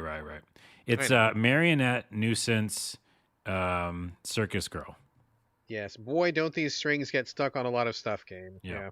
Anyway, okay, that is the Juggler's Tale. Seems like we're pretty mixed on that one. It is beautiful though. I took a lot of screenshots. It is very beautiful. Okay, moving on. I'm going to talk briefly about Death's Gambit. I believe it's called the Afterlife Edition. Will you look that up real quick? I feel like I'm Yeah. getting that wrong. And It's the isn't Afterlife this an Edition. older game? It has been out for a while on Steam. I believe it was also on PS4, probably on Xbox as well. This is a 2D Metroidvania with pixel art. Really, really beautiful, detailed pixel art. Came out a couple years ago, but it's also, in addition to being a Metroidvania, it takes a lot of inspiration from the Souls-like genre, and I think a lot of the Souls people were playing this one in between the other FromSoft games, and that's kind of how it got its reputation as being in that bucket. It's called the So Afterlife Definitive Edition. Okay, thank you. The Afterlife Definitive Edition. I'm playing it on Switch, and I believe that the stuff in this game is going to be eventually coming to all the platforms. But right now, the Afterlife Edition, I believe, is focusing on Switch for a limited time. Basically, they took the original Death's Gambit game, again, a Souls-like flavored Metroidvania, with weapons, equipment, combos, different character classes, that whole thing. And they expanded on it. They sanded off a lot of rough edges. They fixed the map a little bit. They added a bunch more bosses and stuff. So this is definitely the bigger version, the more complete version than what people got a couple years ago. And it's pretty well received. I had not played it before, but I'm playing it for the first time now. I think it's actually pretty nice. I mean, full disclosure, I'm kind of done with the Metroidvania formula in general. But I feel like I'm still kind of on board with the Souls stuff. I think it's pretty good. A lot of the designs in this game really feel like smart takes on what FromSoft has done, and most of these choices are to make the game more palatable and less aggressive towards the player. For example, when you die, you don't lose your souls, so you don't have this like giant resource loss. When you're back at your campfire, which is of course kind of like Souls, where you do everything, you have these like little healing items. You collect them as you go through the game. They're like feathers. You can hold. I mean, at the time that I stopped playing, I think I had 6 or 7 feathers. If you need to use those for life, each one gives you a certain life up. But if you feel like you're playing pretty good, you feel like you're not taking a lot of hits, you don't need 7 life ups. You can be like, well, I will sacrifice 2 of these. I'll keep 5 in case I need to use them. But I'll take 2 away and I'll put those towards giving myself plus 15% attack and plus 15% defense. What's that game that used that same style, the black and white looking one with the gothic-y, and you made me play it, and I was playing it during the summer. I made you play it. You did. I don't remember, but other games have done this. It's not a very common thing, but there are some games that do this where they let you decide how to use your life ups, reallocate those if you don't really need all that help. It's a cool idea. I think it's really cool. Another cool idea is that if you are really thorough about searching your environment, which kind of plays into the Metroidvania aspect, you can find these books, and the books give you intel on the next boss. And like you find one book, and it's like, oh, you do plus 5 damage to the boss, or plus 5%. And if you find 2 or 3 books, then you do plus 15% damage. Like you're kind of learning about their weaknesses, So like if you take the time to comb through the levels, it actually pays off for you because you're doing way more damage to the boss. I thought that was a pretty cool thing. So there are definitely some choices that make it more player friendly, and I think they're all pretty nice additions to the formula. That's pretty good. I like that a lot. On the other side of the equation, I do feel like the controls are really overcomplicated, and I was struggling with it. Even after an hour or two, I was still hitting the wrong button and trying to remember like what button did what. Like I feel like it's a little bit too much. You have like a shield button, an attack button, a heavy button. There's like a special attack button. You hold the shield button and another button to do a slide. There's also a jump. There's like some kind of a roll or something. Then you have like a ranged weapon, and then you have other abilities. You have items you can use. Like there's a lot going on in terms of like what you need to manage in the controls. And I feel like for me personally, overcomplicated. I feel like it was too much, and I struggled with it. It never felt intuitive or natural to me. So that's kind of a problem for me. Another thing that I wasn't caring for is that it's just, I wasn't really sure where to go. Like I got through the first opening section. I had like 3 or 4 different ways to go. I wasn't sure what I should do. Where's the best time to invest, my play session. And, some people love that. Like some people love exploring. Some people love just, oh, I have 5 different ways to go. I'm going to go through all of them and see what's there. I mean, I just am more focused, right? I feel like, and I'm really pressed for time. I don't like to spend time in a game just kind of randomly searching for stuff. I would have liked a little bit more guidance. So that was a thing, but it's not a huge complaint, and really that's just a me thing rather than a game thing. I think in terms of Metroidvanias, it's right in the pocket. Um, but one genuine complaint that I have about it is that it feels very small on the Switch. I think the graphics feel very small. The text when you're talking feels kind of small. The text in menus feels a little bit too small. Like it just doesn't feel like it's really properly sized for the Switch screen. Mm. And I got used to it after a while, but I really was having some eye strain, and it was kind of like tiring to play it. I liked playing it on the dock mode a lot better, where I can play it on my big TV, so that was cool. But a lot of people are going to be playing handheld, and I feel like it could be a little bit bigger. I don't know the technical aspects involved with that. I'm sure it's a real big challenge to get it to fit, but it did feel like a little too small for me. So that was like my one legitimate complaint is I wish it was a little bit easier on the eyes. But other than that, I mean, if you want a 2D Metroidvania, if you want some more Souls-like action, I feel like it's a pretty good game. Like I feel like it really checks the boxes, and I appreciate that there are some cool fixes to the classic Souls formula. It's definitely not as punishing as the other Souls games are. So it's pretty good. It's a pretty fun time if you want to get into something like that. I'm backing up like Homer Simpson into the bushes. Into that bushes, disappearing into Just the shrub. disappearing, and good for you all who love that style of game. Yeah, I would not recommend this to you at all. Not even a bit. I'm not sure if I'm going to go all the way. I might not because I got to be honest. I do not like doing boss runs anymore, which is like when you get your butt handed to you by a boss. You get sent back to the last save point, and then you got to get through that whole section again and get back to the boss again. Ugh. Yeah, I'm hitting one where I feel like the boss run is kind of long and it's just like a drag, so I'm not really up for that. Again, like we just talked about with Juggler's Tale, if we die, like man, I want I want checkpoints every 5 steps, every 3 seconds. Yes. I don't want to repeat anything. And by the So- way, having a bad checkpoint system is like playing a hand of Gwent. It's as bad as Gwent, it absolutely is. And in fact, I think one of the Gwent cards is called Bad Checkpoint. Yeah, Pretty it is. sure It's like no, it's called no checkpoints. No checkpoint. All right, that is Death's Gambit Afterlife Edition. If you're interested in this at all, this is definitely the iteration to play. It's got all the extra stuff, all the fixes. If you're going to play it, play this one. Just heads up, it's a little bit small on the Switch, although you can play it docked. That's great. And if you want a Souls-like Metroidvania, this is definitely that, and I think it does it pretty well. All right. All right, moving on. Carlos, you have been playing a game which is recently going to be released. Well, no. It's still under embargo, but it's going to be Ooh. out of embargo by the time this Secrets. episode goes up. Dark secrets, very dark secrets. It's called Xuan Yuan, and I'll spell that. It's Xuanyuan. I believe it's from China, if I'm not mistaken. Yep. I don't know anything about it other than it's kind of like a really actiony, Devil May Cry sort of a game. But that's basically all I know about it. So why don't you fill us in on Xuan Yuan? And there's also like an extra part of the title. I believe it's Sword 7. I think this is the 7th game in this series. Very possible, but this is very likely the first one to ever come First across one the we'd water. ever see, yeah. Yeah. So it's an action RPG rooted in Chinese history and mythology. Which, by the way, before I even start about the game, I've been playing this for a while and couldn't talk about it till now. We talked about it with Black Book. We talked about it with what's another game where we see some mythology, Witcher, right? Witcher for where sure. we start yeah. seeing, different mythology and lore from other countries in the world. Yeah, stuff that we don't always get. Love that. So I love that for this game. Like, there's so much to learn. This game takes place 2,000 years ago in China. And so, there's that whole dynasty thing going on.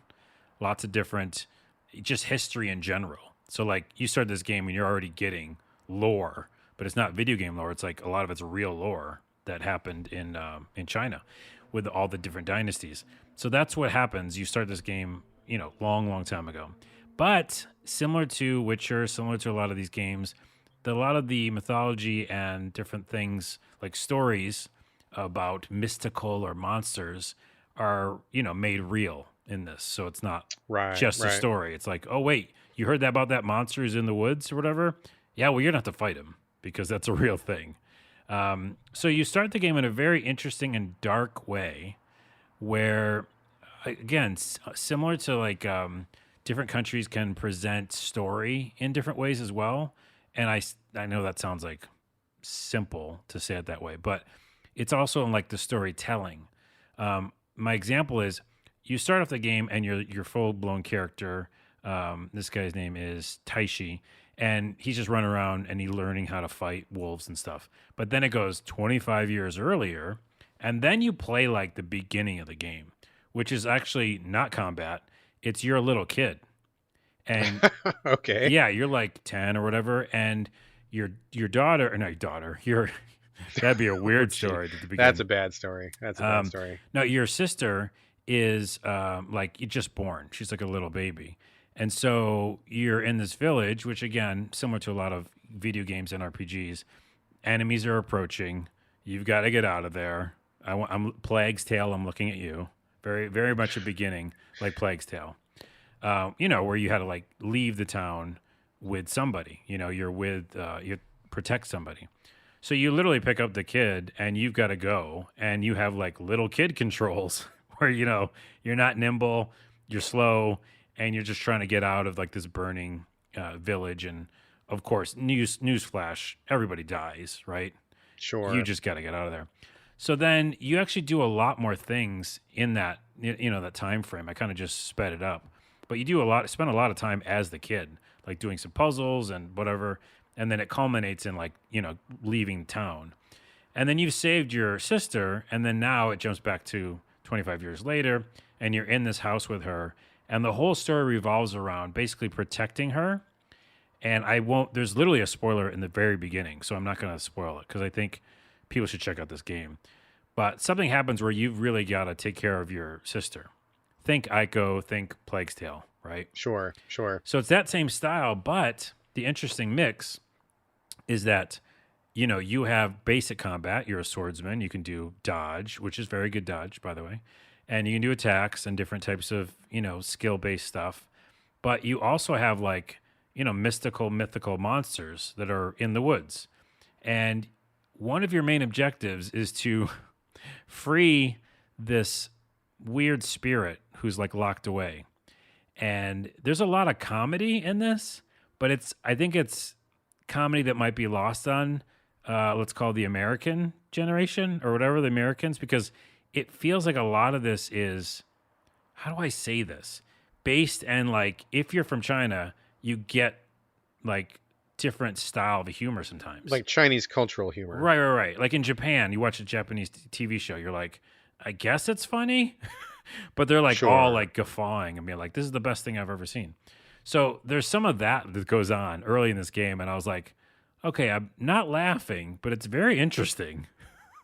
So, and it's hard to explain. I'm sorry, I'm doing a terrible job. No, I mean, I think that's very true. I mean, I think that's, if you play something that is steeped in a culture from another country, of course the sense of humor is going to be different. I mean, some things I think are universal, but there's many instances, especially when they do like wordplay or something like that, where something that's funny in one language, translating humor is sometimes very challenging. And some things that are funny in one language are just straight up not funny in another language. Let me give you a great example. That's a great way to say it. Like the character the spirit you're trying to rescue, which essentially is kind of like the crux of like a lot of the story. You have to go out and do quests and then come back or whatever. But this character sounds really funny. She's like an old witch sound. Like her voice? Yeah. You gotta come, you gotta save me, And you're like, that's hilarious. You just by listening to it. But then she'll talk about like a ton of different like stories or lore. And I'm like, yeah, I don't know anything you're talking about. Like the ribbons, the scrolls, I don't know. And my biggest complaint with the game is as you go and actually play the game, there's a lot of stuff that happens, a lot of action and a lot of RPG stuff and skills. It just seems a little too much because while I appreciate the Witcher Black Book like history lesson, and you get a ton of it, you get the history of just actual China and dynasty stuff, but you also get a ton of history of like the mythology and just the idea of these monsters and spirits and, legends past. At some point I was overwhelmed in a bad way because there's so many new places to put my skill points. There's so many new scrolls to learn about and characters to understand. I was just a little lost. And I don't know how to. I should probably play it longer because I played it for about 4 or 5 hours. And I guess this game is only like 15, 16 hours long. Okay, so not crazy, but that's pretty long for an action game, though. Well, but it's not. It's really it presents itself as an RPG, really. But an So action RPG. I guess yeah. Well, action RPG. I just played Tales of Arise for 30 hours. So Is it in the same kind of bucket as that? Like you feel like you're kind of doing the same action RPG stuff? well, no. I mean, Tales is very specific because it's a it's actiony, but it's bullet spongy and it's its own thing. It's like a Witcher, right? Any game where you're running around dodging and fighting monsters. So it's very similar to a Witcher style. But Okay. so it's a shorter one, so I think I'm going to give it more of a shot, but it just seems like it's a lot to take. And I'm like trying again, I'm not Chinese, I'm not from China, and so maybe some people they're like, "Oh yeah, I already know about all this stuff." But I'm like just sitting here as like a, dumb American going like, "I don't but wait, what is the but wait, why is that a spirit?" Oh, because you just said it's supposed to be a spirit. Okay. So and it's a weird kind of thing to say about it, but I mean, that makes sense, though. That makes totally sense. It reminds me a little bit of Neo, which I love Neo a lot. Like, it's one of my favorite action games. But they give you so much, like, Japanese lore, and they kind of expect you to just know it when you come in. So when they start naming off names and talking about places, and somebody took over this castle, I mean, I'm assuming that Japanese audiences would be like, "Oh yeah, name drop to that guy that I'd learned about, and that cool." But right. to us in America, it's like I've literally no idea what you're talking about. I don't. Why is this relevant? And I think it's a real trick to be able to take that kind of cultural information and make it relevant for another audience. And that's probably not the trick this game is doing, right? Like this is a Chinese game made for a Chinese audience. We're getting a port because they probably assume we would like the action or the RPG Right. elements, but they're not really focusing on let's make this cultural content approachable to Americans, That's a right? great point. That's exactly it. Yeah. That's a salient point, some might say. Salient. I love that word. Yeah. Yes. I had accoutrement and salient in the same podcast. Well, are you taking vitamins? What's going on? I am. I actually am taking vitamins. There you go. I'm down to 183 pounds, by the way. Side note. That's a good thing Nice. for me. Yeah. No, the other thing is, to that point, they're throwing a lot of stuff at you, but they're also throwing a lot of actual game stuff. And that's where I think that it does fall down a little bit for me because I was getting inundated with that stuff, the story stuff that some people, again, might know more. But the other thing is that, there's a lot of mechanics. One, you can capture souls. I don't want to say Pokemon, but it's similar. Like, there's a style of, capturing, things and enemies. There's a chess game. There's a lot of shrines and, skill stats and stuff. So I think they're also just throwing a lot of stuff at you too, like just game stuff. Okay, so it's a really, really overstuffed package. So that's a double stuff. double stuff. That's what they This call is it. Xuan Yuan is the double stuffed Yeah, Oreo definitely. of Chinese action games. It is. And saying all that, I think I might even beat it. Like, I want to go back because the moment to moment gameplay is really fun. It is really fun, nice to look at as well. I didn't mention anything about that, but I like the landscapes. It feels like a Witcher game in that way. You just kind of want to see what's around the next corner. And yeah, it's just a lot of stuff to take. The only other negative I'll say is that there's not enough save shrines. And it's one of those things. We just brought it up. We literally just brought it up. Not enough save checkpoints. Is that I think you can save it whenever you want, but sometimes you can't, and then you lose progress, and so that sucks. So that's a problem. I mean, we talked about that. Like, this is like literally the third time that kind of issue has come up on this podcast. I think it's pretty clear that modern gamers do not want to lose progress and do not want to repeat shit. So Yeah. maybe any developers listening, maybe take note. It's a wild ride, this game. Also, it's all captions, right? So a lot of people who play games with Japanese dialogue or deal with that anyhow. But I lots of times turn on English. I know it's a sin against nature to listen to English voiceover, but yeah, this it's a lot of reading. So it's like a lot. It's a lot times 3. You're reading a lot. There's a lot of lore, and there's a lot of actual things to do in this game. Like So skills and stuff. And Yeah. it sounds like something you really got to like roll up your sleeves and just really dive into. you really do. You can't have any sleeves. You've got to basically be sleeveless. Take off your sleeves, yeah, just and then skinny get in there for skinny that dip in double there. stuff. Yeah. Oh my goodness, I said that. By the way, tangent, real quick before we leave this review. You just said I was talking about voiceover. I played the whole Tales of Arise with English cast, and anybody who's like, it's like again sin against nature. You're wrong. Okay, I play games for a living. Like that's part of my thing. It's fine. Like just don't not turn on English if you don't want to like deal with captions the whole time because I thought it was very good. And I don't know why people are like just don't do it. It's like the worst thing you could do. I don't know. I thought it was fine. That's a whole other podcast. And It honestly, I don't is. really have a horse in that race. I will. So side note. One thing that I do have a major problem with when it comes to like subbing and dubbing and voiceovers and porting something, which seems to be solely from Asia. I don't see any other movies having this problem. When you have, let's say, for example, you're watching a Korean TV show, like I am. I'm watching Squid Game right Oh, now, I like am everybody too. else on Earth. I am too, yeah. So into it so far. We're not going to talk about that. But the problem is that they have dubbed it, so they're speaking English in place of the native Korean that they're speaking, and there's also subtitles if you want to have those on. But the problem is that the subtitles do not match what the people are saying in English. And we are a household that has subtitles on all the time because it for like many different reasons. And it drives me up the motherfucking wall when this Wow. what they're saying does not match the subtitles. It is so distracting. It is so crazy making. I fucking hate it more than almost anything. And there's a lot of Wow. stuff that I hate.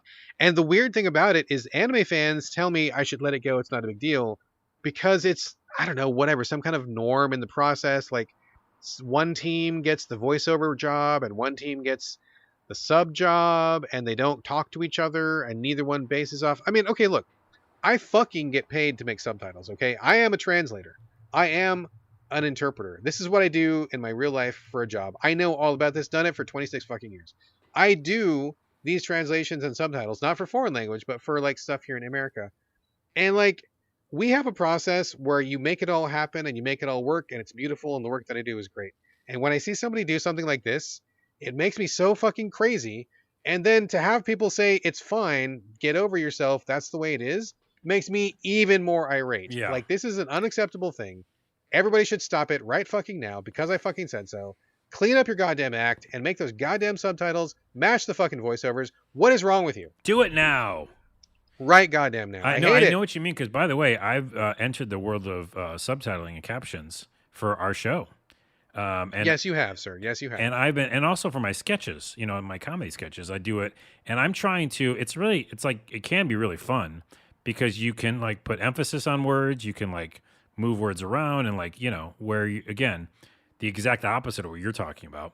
I'm trying to There's an match. artistry to doing it well, for sure. I'm trying to match the feeling. Yeah, like exactly. So to have it be off, like just not even the same, that's just like Oh bullshit. my god! Like as an example, if people don't know what I'm talking about, so like say for example, the guy in Squid Game or whatever, which is cool. Go check it out. I think it's very good. He'll come into the room and he'll be like, "Hey mom, where's all the savings that I earned for my job?" But the subtitles will say, "Where's that stack of cash that I stashed away?" Oh, that's It's like maddening. it's kind of the same thing, but it's not the same thing. So like if you didn't hear what the guy said and you look down at the subs to see what he said something different. And it's like, oh, I hate it. I hate it. I'm I hate not. it so much, I'm Carlos. lucky. I'm not. I don't have captions on for me. I'm just watching it with this straight Oh my audio. god. So Yes. Anyway, sorry to go off on a rant, no, but it's okay. god damn it, I hate it. Xuan Yuan, I actually recommend still. I think it's an interesting story, just like Black Book and Witcher and other games we've mentioned. I think it's always great to learn more about different cultures, different mythologies. To repeat that, and I think the action itself is actually fun. I like fighting. I like all the skills I'm getting. I just think it's a lot. So, like we said earlier, you just got to have some time aside for this game. It's kind of might be maybe the only game you're playing. You know what I mean? Needs Like all your it focus. really needs all your focus. And so I'm going to jump back in and I'll report back. But I like it, and I want to see this happen more often. All right, right on. Yes, I'm a big fan of cultural learning via video game as well.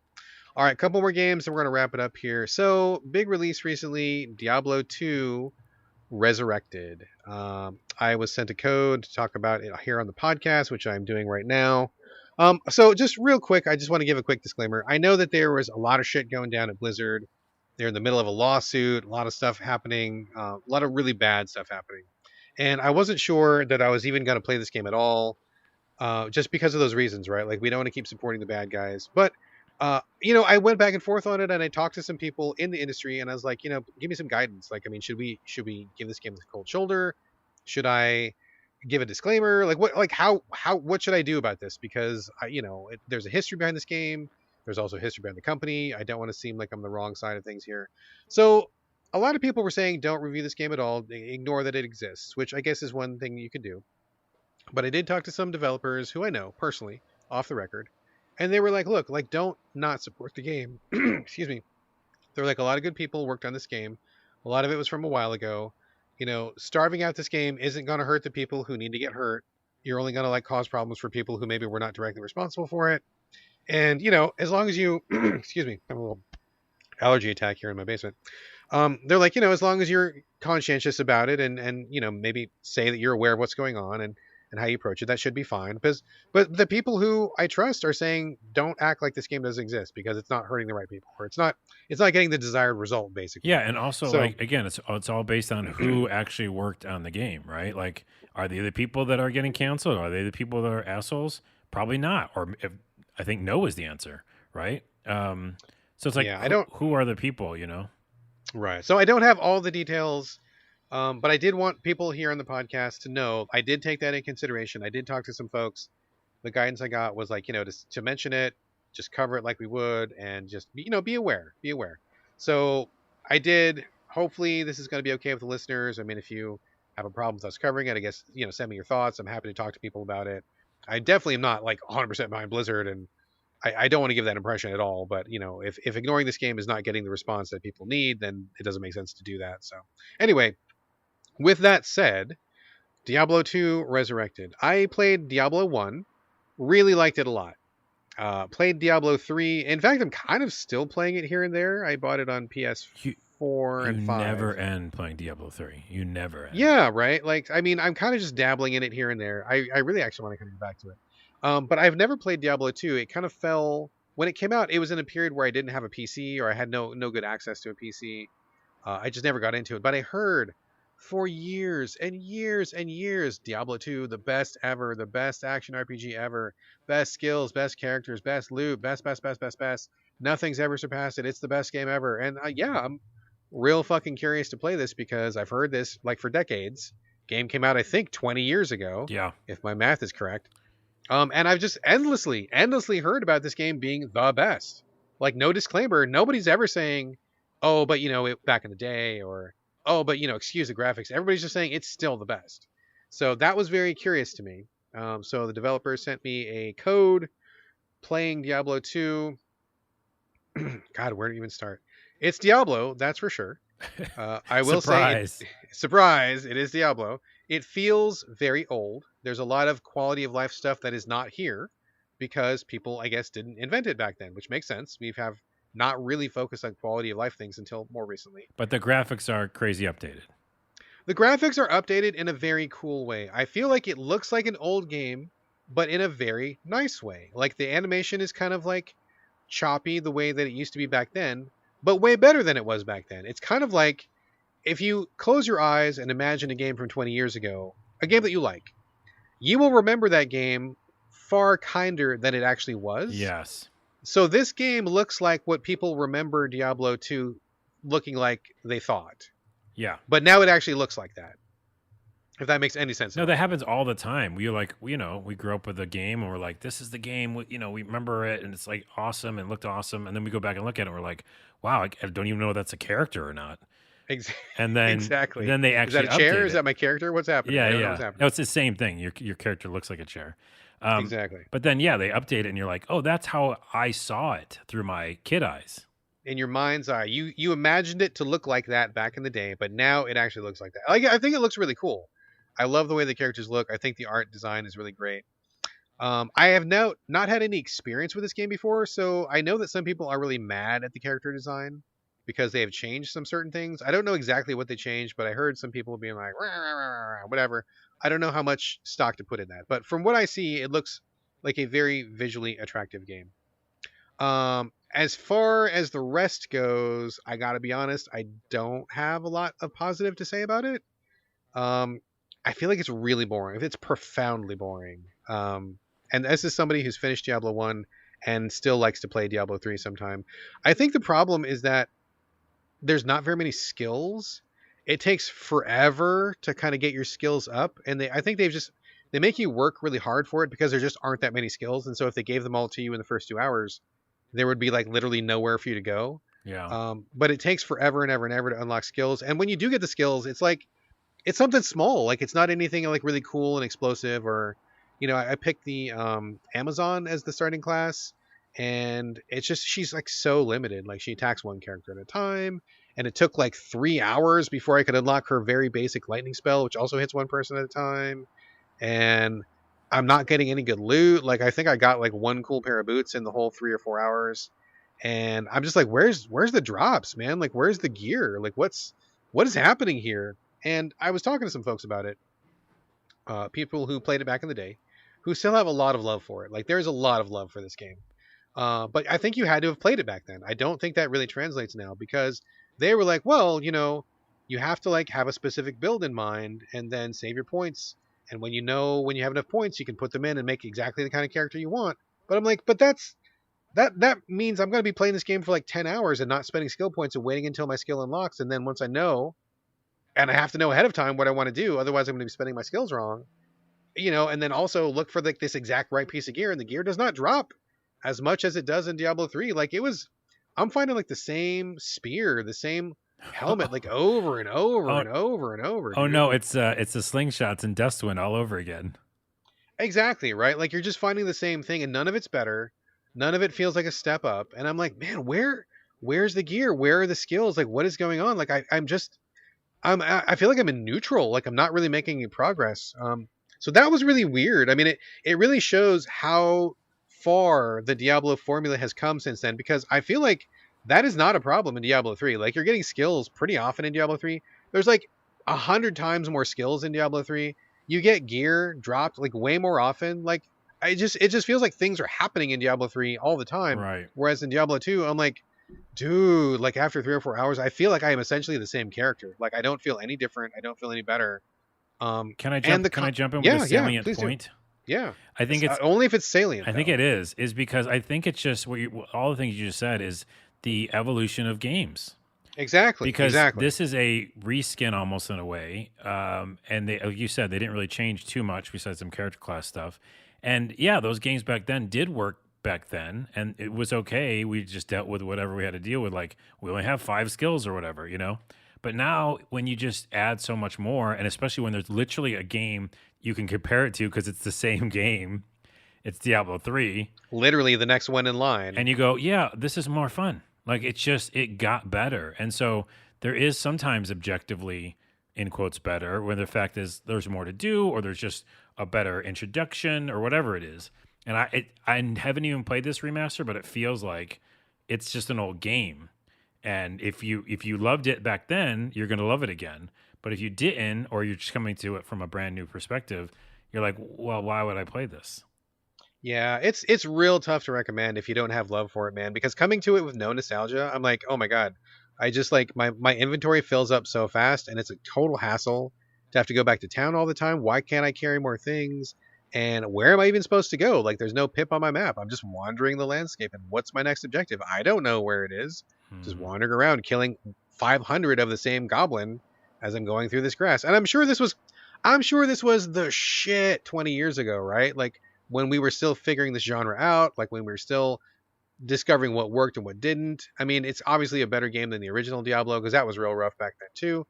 But man, like, I really can't recommend this to anybody unless you love this game and you want that exact, trip through time, relive your glory days experience. Because, I mean, literally everything this game does, Diablo 3 does just like way better and faster, and the pace is better and it looks better and it's more exciting. I mean, there's just no real reason to come back to it. I was really struggling to play this, and all it made me want to do was like fire up Diablo 3 and play that instead. Nice. Yeah. And by the way, that one, as well as Diablo 3, but Diablo 3 has more skills, like you said, does that mechanic that I despise, which is you can't move when you're attacking. Yeah. And so, well, it's not as big of a thing for when you're shooting, but when you're like me and a melee person, it's really annoying. It's even in Diablo 3, which is weird, but in Diablo 3, there's a lot of dodge rolls and skill sets that you can use to move around. Oh yeah, dude. There's tons of skills. Right. Yeah, absolutely. But in like I'm thinking in 1 and 2, you were just like stuck like cement when you attack. Yeah, I was getting surrounded by enemies. I didn't have any good crowd control. I just felt like, where is everything? Where's the cool weapons? And the weird thing is, like, most of my weapons were exactly tied to my specific like spear or javelin. But I was finding swords, and I'm like, well, I can't use the sword because if I use the sword, I'm not gonna be able to use my abilities. Like, Right. it's really restrictive, really tightly reined. And I mean, people were saying, oh, you got to build. Oh god, they have these weird names. Like all these names. It was like the Toxo Valerie or something like they all have these names. I'm like, people have figured this game out and they all have these specific builds in mind. But if you're just playing it from scratch, you don't know any of that stuff. You don't know what you're building towards. You don't know Yeah. what's good and what's not. And it's just it's real tough to come back to this. So if you want some Diablo action, I mean, Diablo 3 is where to go. I do not recommend this one. It's old school. Like this game is an old school game, and again, I think I remember I played Baldur's Gate 2 remastered, and by the way, I noped out of that at some point because like similar to this, you go to the shop. There's like 4 things. It's like, oh, this is an old game. This is like not better, and this is actually it's difficult to go back. Yeah. There's exceptions. Old school games like my favorite series of all time, Ultima.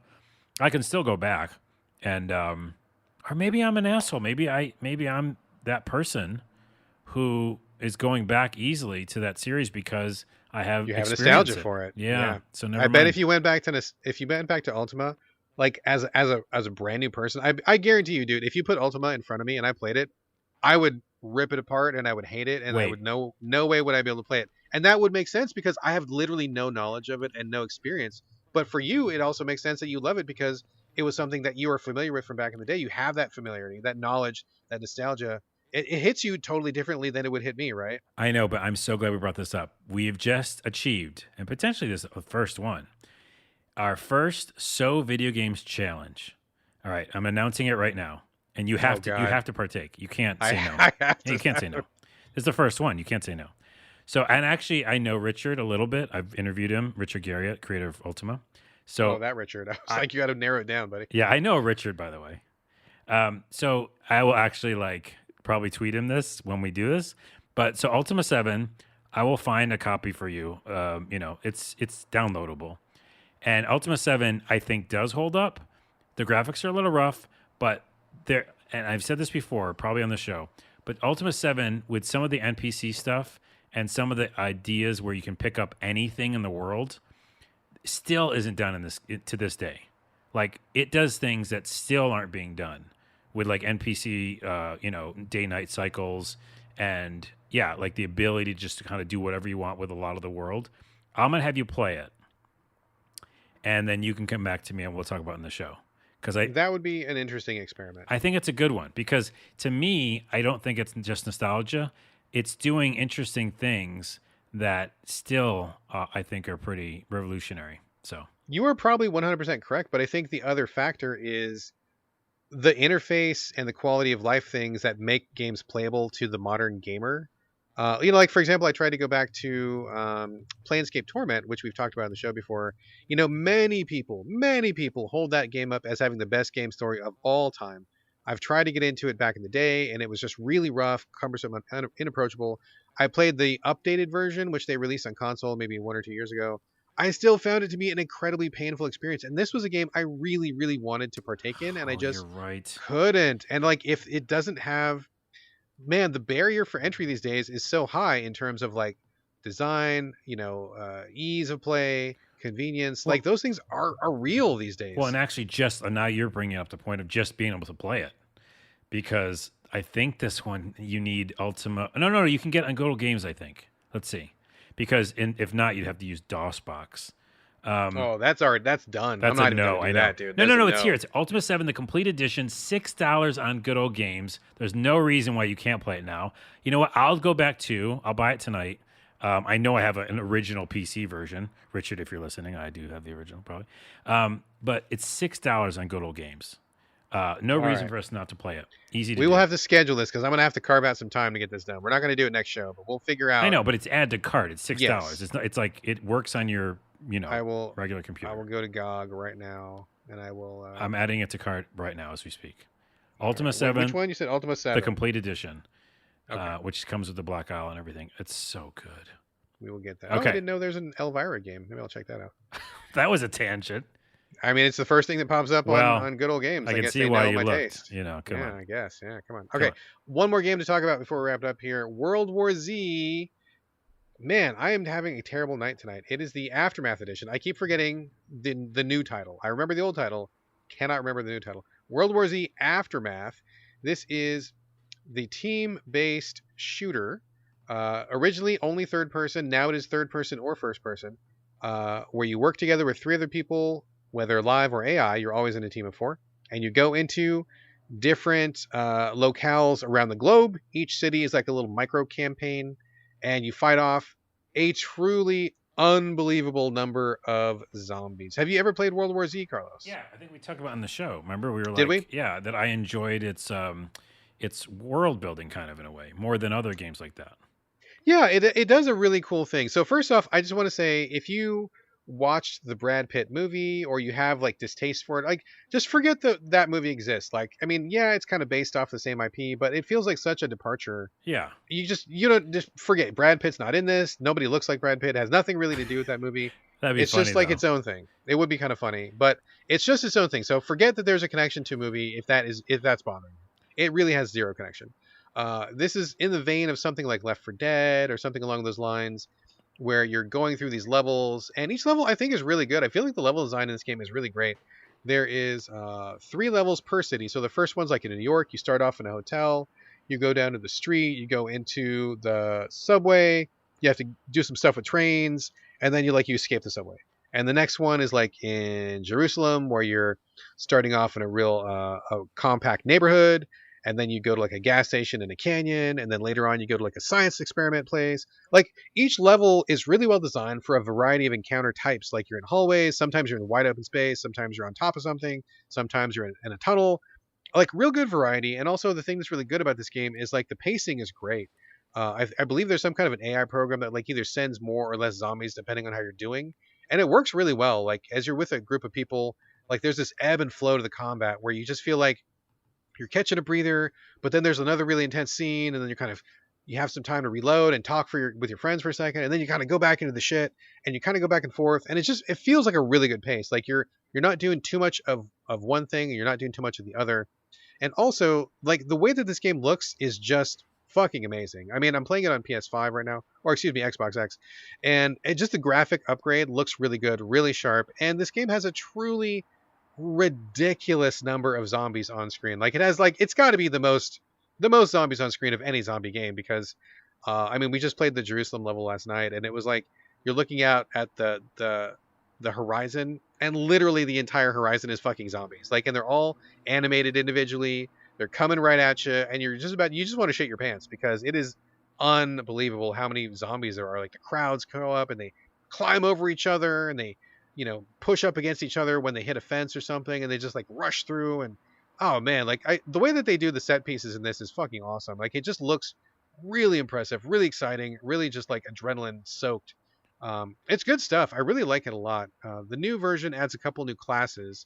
The one that I know of right off the top of my head is the person who uses the shield, where you can pop a shield and it stops basically all zombie attacks, so your buddies behind you have a chance to like shoot around and kind of clear out a hallway, which is really cool. There are new zombie rats, which kind of like force you to stay together because it's really easy to get swarmed by the rats if you're by yourself. A couple other new guns and stuff like that. There's a couple new levels as well. New cities that you can go to. So I love the gameplay. I love the skills are really cool and interesting. The classes all feel like they're pretty different, and it's a good one to play as a group. I love playing it with my wife and my son. We really dig it a lot, and I think it's a really well put together game. There is one more feature coming up. It's not ready now. It's coming next year in 2022. It's called, I'm going to call it like Horde XL or something, where they like drastically increase the number of all zombies. So like I already feel More like there's zombies. yes, even more, right? I already feel like there's more than any other game in the world. And they're like, you know what? More zombies. More So zombies. that's coming in 2022. I have not dipped into that horde mode yet, but it is there, and I will check it out. I really like this game a lot. It's a great mix between character types, location types, skill types, class types. I feel like there's a really good amount of variety. The weapons all feel pretty different. And just the moment to moment action in each level is really strong. I feel like it's very entertaining, and the vibe and the flow of things is great. And when you get to the set pieces, like there's this one in Jerusalem where you're at the top of like its cliff, and all the zombies are coming from the bottom, and you're watching them come towards you, and they're climbing up like on top of each other. The ones on the top are stepping on the ones on below, and they're like making this like zombie ladder up the cliff, and you're trying to shoot them out so they don't get to you. Man, it's fucking just heart pounding and exciting, and just like really, really just like balls to the wall action. It's really good stuff. Just you saying that does remind me of the trailer though for the movie, because they really did have a million zombies. Oh no, they were all crawling on top of each other. That's like the one thing they took from the movie. Yeah, Other than that, it's super different. But I really dig it a lot. I think it's great. Having a great time. Really digging it. But I will say when I did talk about this on Twitter, I got a surprisingly intense reaction from people who were very eager to like tear this game apart. I got to be honest with you, I blocked almost all of them because they were being really fucking rude and disrespectful. So I wasn't going to engage in that kind of stuff. But a lot of people were like, Left 4 Dead, Left 4 Dead. And I'm like, cool. Geez. Left 4 Dead is a great game, but that was like a million years ago. This is a newer game. I like this one a lot. And it's possible for me to say that I like World War Z without you assuming that it means I'm taking a shit on Left 4 Dead. I didn't even mention Left 4 Dead. I know. I was just like, this is a great game. Dude. I like World War Z. And then out of the woodwork, these guys are like, Rawr, and I got to block them all. Going back to my point earlier, though, I think that's similar to my Hades comment. I think so. Maybe I'm taking a stretch here, a leap, but I mean, it's like there is another zombie game, and even if they do the same type of thing and mechanic, they're different games. That's all I'm saying. Like, I mean, I think that's a fair point. I think it's a fair point. If somebody was to say, like, if I jumped on and I was like, World War Z is the best zombie game ever, and Left 4 Dead can eat shit. Like, I mean, I would, that would to me make sense that people wouldn't start attacking me. But like, all I'm saying is, I think this is a really fun game and I like it. And then that was enough to get like rallying the troops and get them crawling out of the woodwork at me. Like that was just like right. But I'm saying that's what they're doing. They're being reductive about it, being like, no, these are both the same type of zombie game, and this one's better. So you're wrong, and they're wrong because you enjoyed this. They're just dicks. I don't know. It was really strange to me that we had such an intense response about this because I think this is a great game, and I really enjoy it. And this is the game where, as we alluded to at the top of the show, where somebody came at me with a tweet and they're like, I played this game for 900 hours and I maxed out all the characters and this game fucking sucks. And I'm like, well, if it sucks, why did you play it for 900 hours and why did you bother maxing out the characters? Like you must have known it sucked well before the 900 hour mark. So it's your damage that you kept playing this game. And in fact, you kept playing it. You probably liked it on some level. I can't imagine hate playing something for 900 hours. I know. I hate playing that long. Come on. Get out of here. Anyway, I think World War Z is great. I think it's a really fun time. I love the campaign. We're going to dip into the horde mode soon. I think it's just a really fun, well put together game that really is much better than the movie that inspired it. So if you didn't like the movie, get that out of your mind. Focus on the game itself. I'm having a blast with it. I really like it a lot. Like we alluded to earlier, comedy is subjective and video games are subjective as well. Like zombie shooters, clearly subjective. Yeah. Anyway, we can wrap it up, Carlos, but I did notice that you had a little asterisk next to Keylocker. Did you want to talk about that real quick? Really quick. This is one of our longer shows, so I have no more voice left. But I just want to really quickly mention I'm playing the Keylocker demo. The game's called Keylocker. It's doing a lot of funny, interesting things. It reminds me of Undertale. It reminds me of, not to overuse Earthbound, but kind of. But it's an action. No, it's a turn-based pixel art RPG. Cyberpunky, not heavy RPG, more like you can do skills and stuff, and you do get experience points and things like that. But it's more actiony based. Action's wrong. It's a turn-based RPG, but I guess it's light on the RPG, right? It's more of an adventure story, and it's in a cyberpunk-esque kind of world.